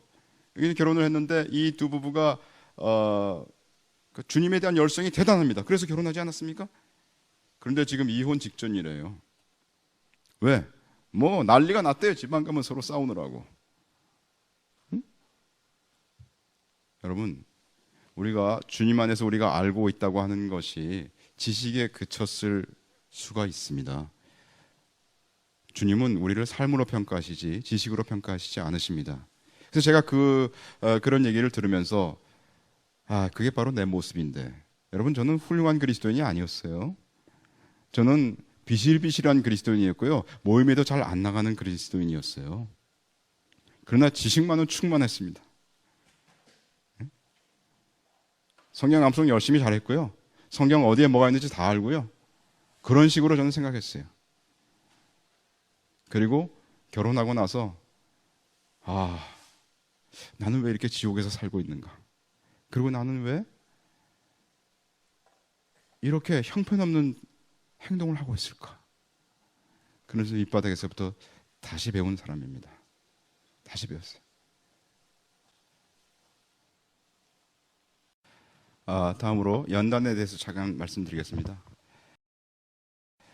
우리가 영광과 존귀와 썩지 아니함을 구할 때 주님은 우리가 더욱 그리하도록 연단하십니다.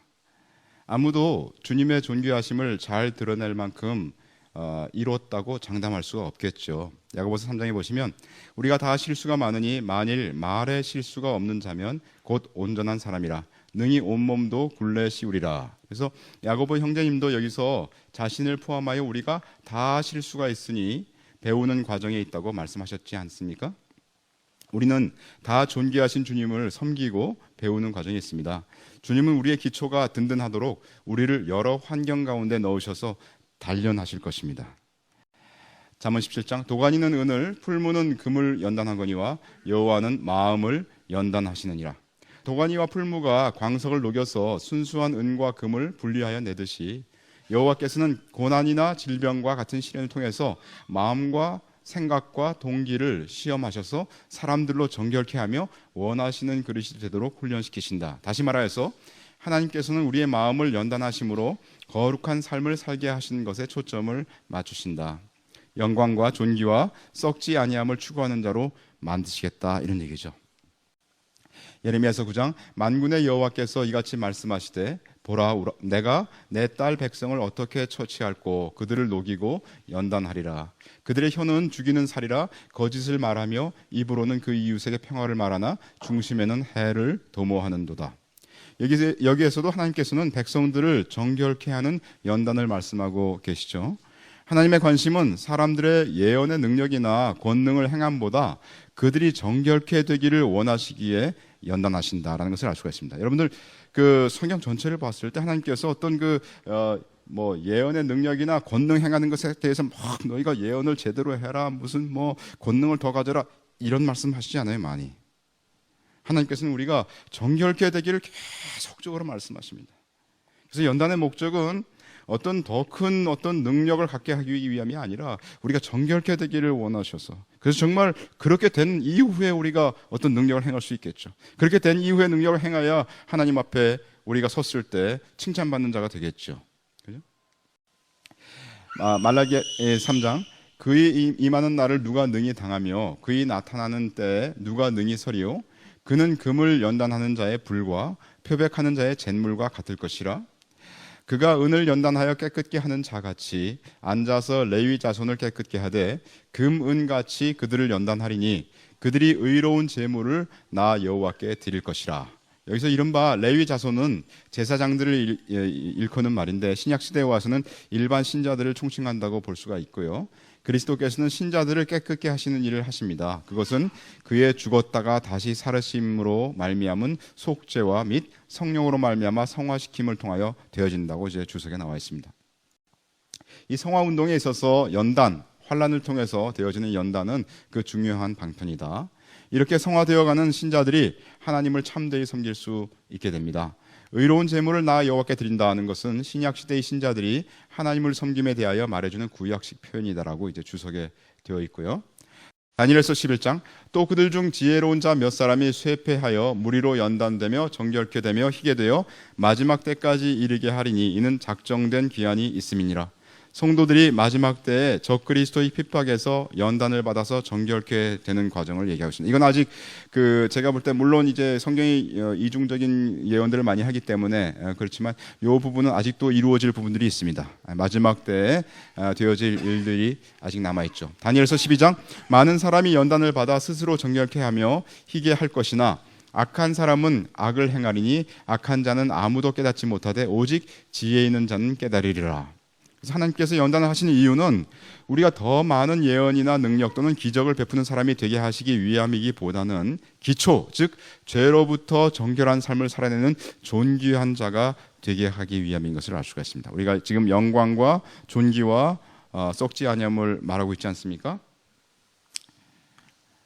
스가랴서 13장 여호와가 말하노라 이 온 땅에서 3분의 2는 멸절하고 3분의 1은 거기 남으리니 내가 그 3분의 1을 불 가운데 던져 은같이 연단하며 금같이 시험할 것이라.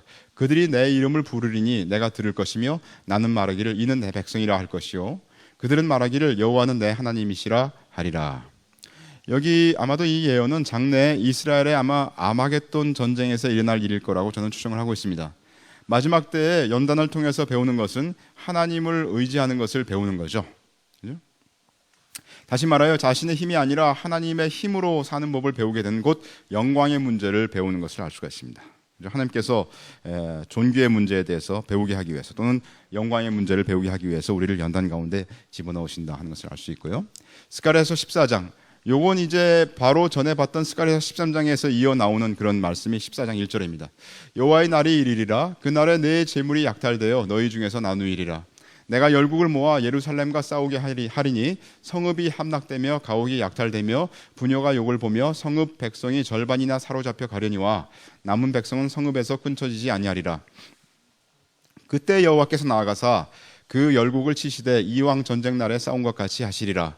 그날에 그의 발이 예루살렘 앞 곧 동편 감람산에 서실 것이요 감람산은 그 한가운데가 동서로 갈라져 매우 큰 골짜기가 되어서 산 절반은 북으로 절반은 남으로 옮기고, 여기 14장 4절에 예수님의 발이 예루살렘 앞 곧 동편 감람산에 서실 것이다. 그래서 예수님께서 지상 재림을 하시는 장면이 묘사되어 있기 때문에 이 부분은 주님의 지상 재림을 말씀하시고 있으므로 13장의 상황이 아마겟돈 전쟁일 수 있다고 저는 보고 있습니다. 그래서 아마겟돈 전쟁 때 이스라엘 백성들을 하나님께서 그 3분의 2는 죽죠. 그리고 3분의 1만 살아남는데 그 사람들을 연단시키겠다, 이렇게 하나님께서 말씀하시고 있는 예언입니다. 로마서 5장, 다만 이뿐 아니라 우리가 환난 중에도 즐거워하나니 이는 환난은 인내는 연단은 소망을 이루는 줄 알미로라. 여기서 성도의 인내라고 하는 것은 성령의 사역의 결과로 주어지는 수동적 의미만을 내포하는 것이 아니라 성도의 성품과 인격에서 우러나오는 자발적인 의미까지 함축한다, 이렇게 있습니다. 근데 우리가 다루는 것은 연단이라는 단어예요. 연단이라는 거에 해당하는 헬라어가 도키메인데요. 이 도키메라는 단어는 증명하다, 시련을 주다, 시험하다, 분별하다, 택하다 등의 의미를 가진 동사 도키마조라는 단어에서 유래된 것인데 그 여성 명사입니다. 근데 연단 외에 어떤 뜻을 갖고 있냐면 인격, 증거, 문서, 자격 등의 의미를 지니며 일반적으로 엄격한 시험 또는 혹독한 시련을 통과하게 되는 것을 의미한다, 이렇게 되어 있는데요. 제가 옛날에 그 연단이라는 단어를 특별히 보면서 어떤 그 영어 성경을 읽어보면 여러분들이 연단이란 게 어떤 때 이게 캐릭터라는 단어로 나와요. 캐릭터. 그래서 연단이 왜 캐릭터로 나와 있을까? 근데 연단의 의미에 캐릭터가 있어요. 인격이란 뜻이 있습니다. 이게 무슨 얘기냐면 우리가 연단을 받으면 그 사람의 인격이 형성된다는 말이에요. 그죠? 연단이라는 그 헬라어 그 단어 자체에 연단이란 뜻도 있고 인격이란 뜻도 있다는 건 굉장히 중요한 겁니다. 그죠? 하나님께서 연단을 시켜셔가지고 우리로 어떤 다시 말해서 주님을 닮는 인격을 갖추게 하시도록 연단하신다, 이런 뜻이 한 단어 안에 다 내포되어 있다, 이런 뜻입니다. 마치 용광로에서 금이 여러 번 단련됨으로써 정금과 순금이 만들어지는 것처럼 성도는 여러 가지 시험과 환난을 참고 견딤으로써 그 자신이 정화됩니다. 따라서 연단은 우리로 존귀의 영역에서 진보가 있게 합니다. 여러분들, 제가 어떤 한 사람을 몇 달 전에 만났었는데요. 그 사람이 옛날에는 그 선교단체에서 일하고 있는 사람이었어요. 그 사람이 사람들 모아놓고 막 그냥 사람들 일 시키느라고 막 그 푸시하고 막 야단하고 하는 그런 메시지를 하는 것을 봤었습니다. 근데 제가 만난 지 한 꽤 10여 년 만에 다시 만났는데 그 사람이 아주 나긋나긋한 할머니처럼 변해 있는 것을 제가 봤어요. 그러면서 이 사람이 이제 사역이 변하겠구나, 사역이 열매를 맺겠구나, 그런 생각을 제가 한 적이 있습니다. 따라서 연단은 우리로 존귀의 영역에서 진보가 있게 합니다. 여기에서는 성령의 사역이 함께하며 그 믿음의 시련을 통과한 성도는 금보다 더 귀한 신앙인으로 증명되게 됩니다. 베드로전서 1장, 너희 믿음의 시련이 불로 연단하여도 없어질 금보다 더 귀하여 예수 그리스도에 나타나실 때 칭찬과 영광과 존귀를 얻게 하려 함이라, 그렇게 되어 있죠. 로마서 5장, 인내는 연단은 소망을 이루는 줄 알미로다. 우리의 소망은 하나님과 그리스도이며 보다 구체적으로는 부활의 소망을 의미하죠. 골로새 1장에 하나님이 그들로 하여금 이 비밀의 영광이 이방인 가운데 어떻게 풍성한 것을 알게 하려 하심이라.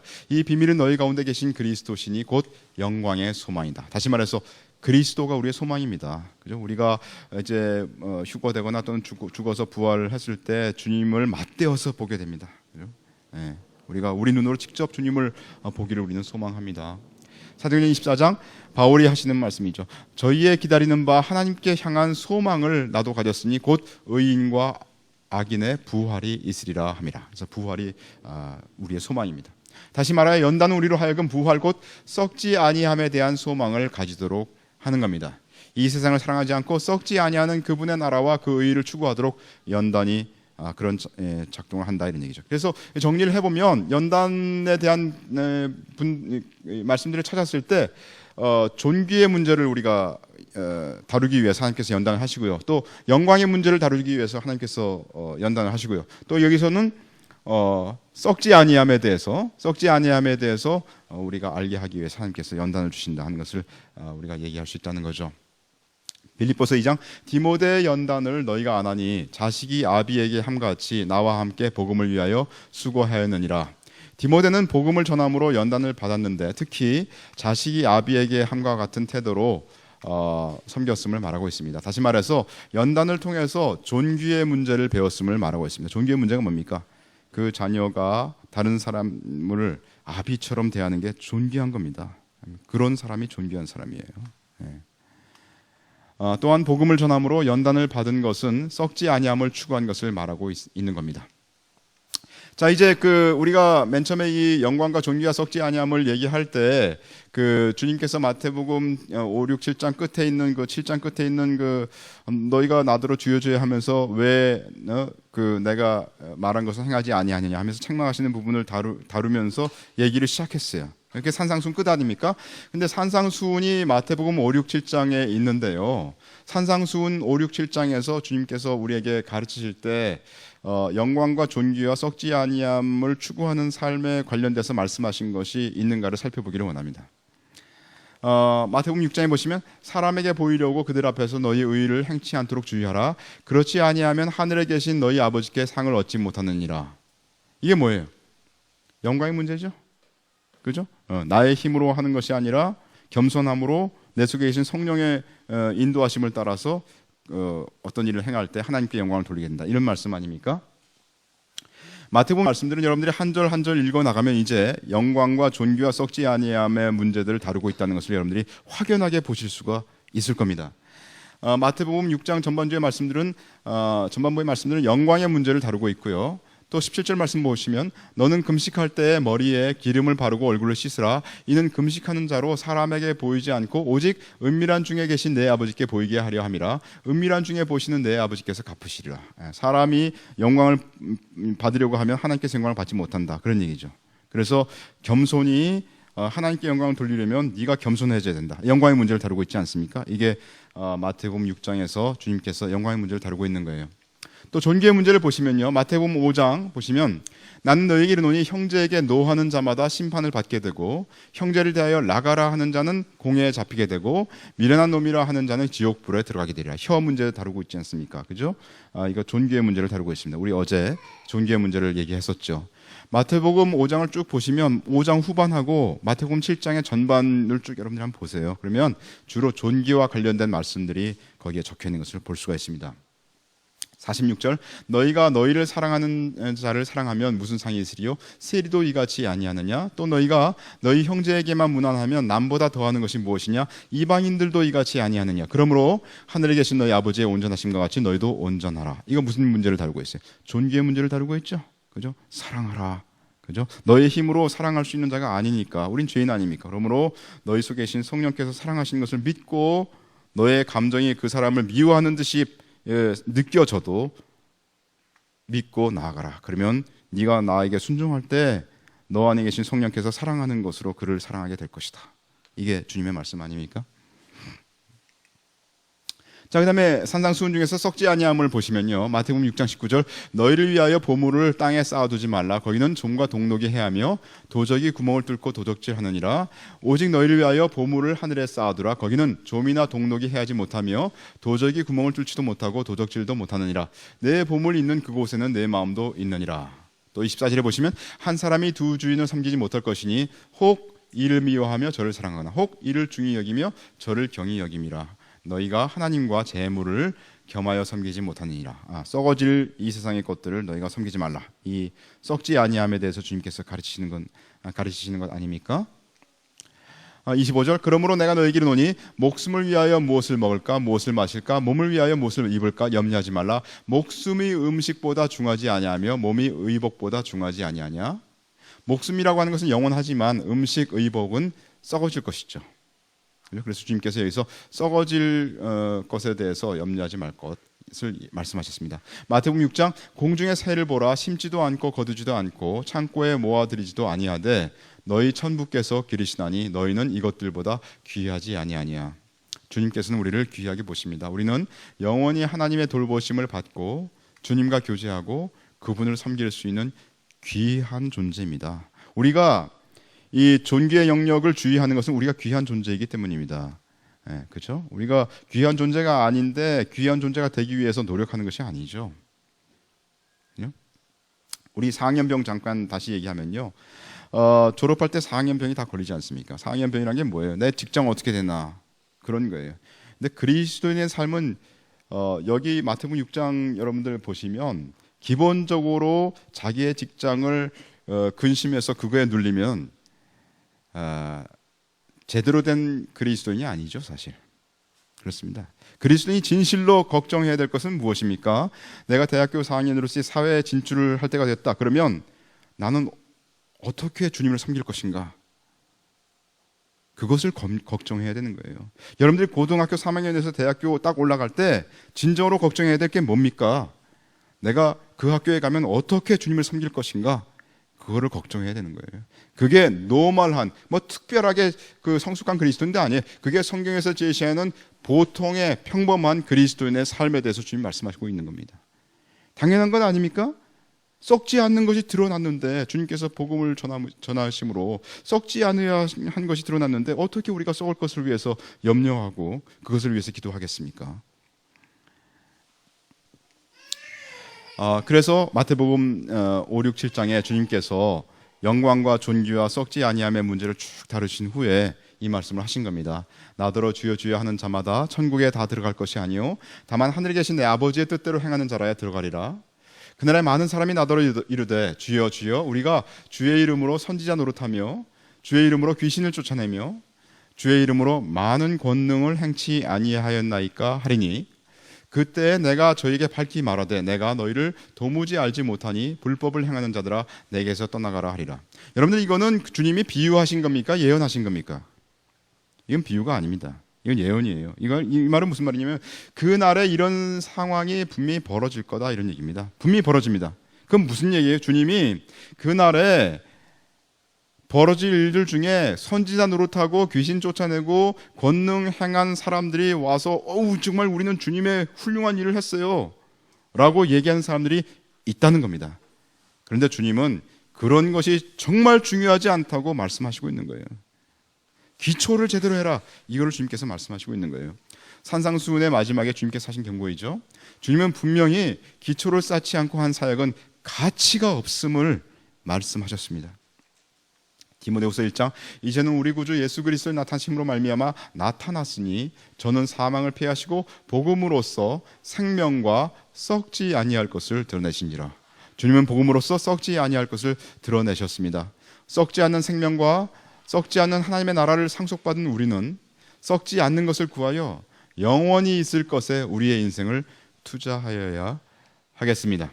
그래서 우리 본 것이 영광과 존귀와 썩지 아니함을 우리가 말했는데요. 많은 문제들이 맨 가운데 이 겹친 부분들 있죠. 영광과 존귀와 썩지 아니함이 다 겹친 부분들, 많은 부분들이 여기에 속해 있어요.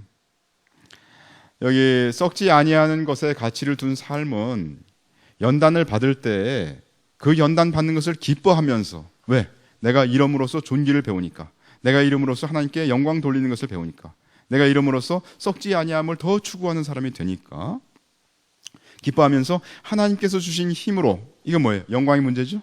하나님께서 주신 힘으로, 내 힘이 아니라 내 성령을 쫓아서 하는 힘으로 하나님께 영광을 돌리며, 영광의 문제죠. 그렇게 될 때 영광을 돌리게 된다는 거죠. 하나님께 영광을 돌리며 존귀함으로 반응합니다. 자, 이 존귀함으로 반응한다는 게 제가 아까 어제 제가 혀의 문제를 얘기하면서 얘기했지만 마땅히 주의 종은 다투지 아니한다 그랬어요.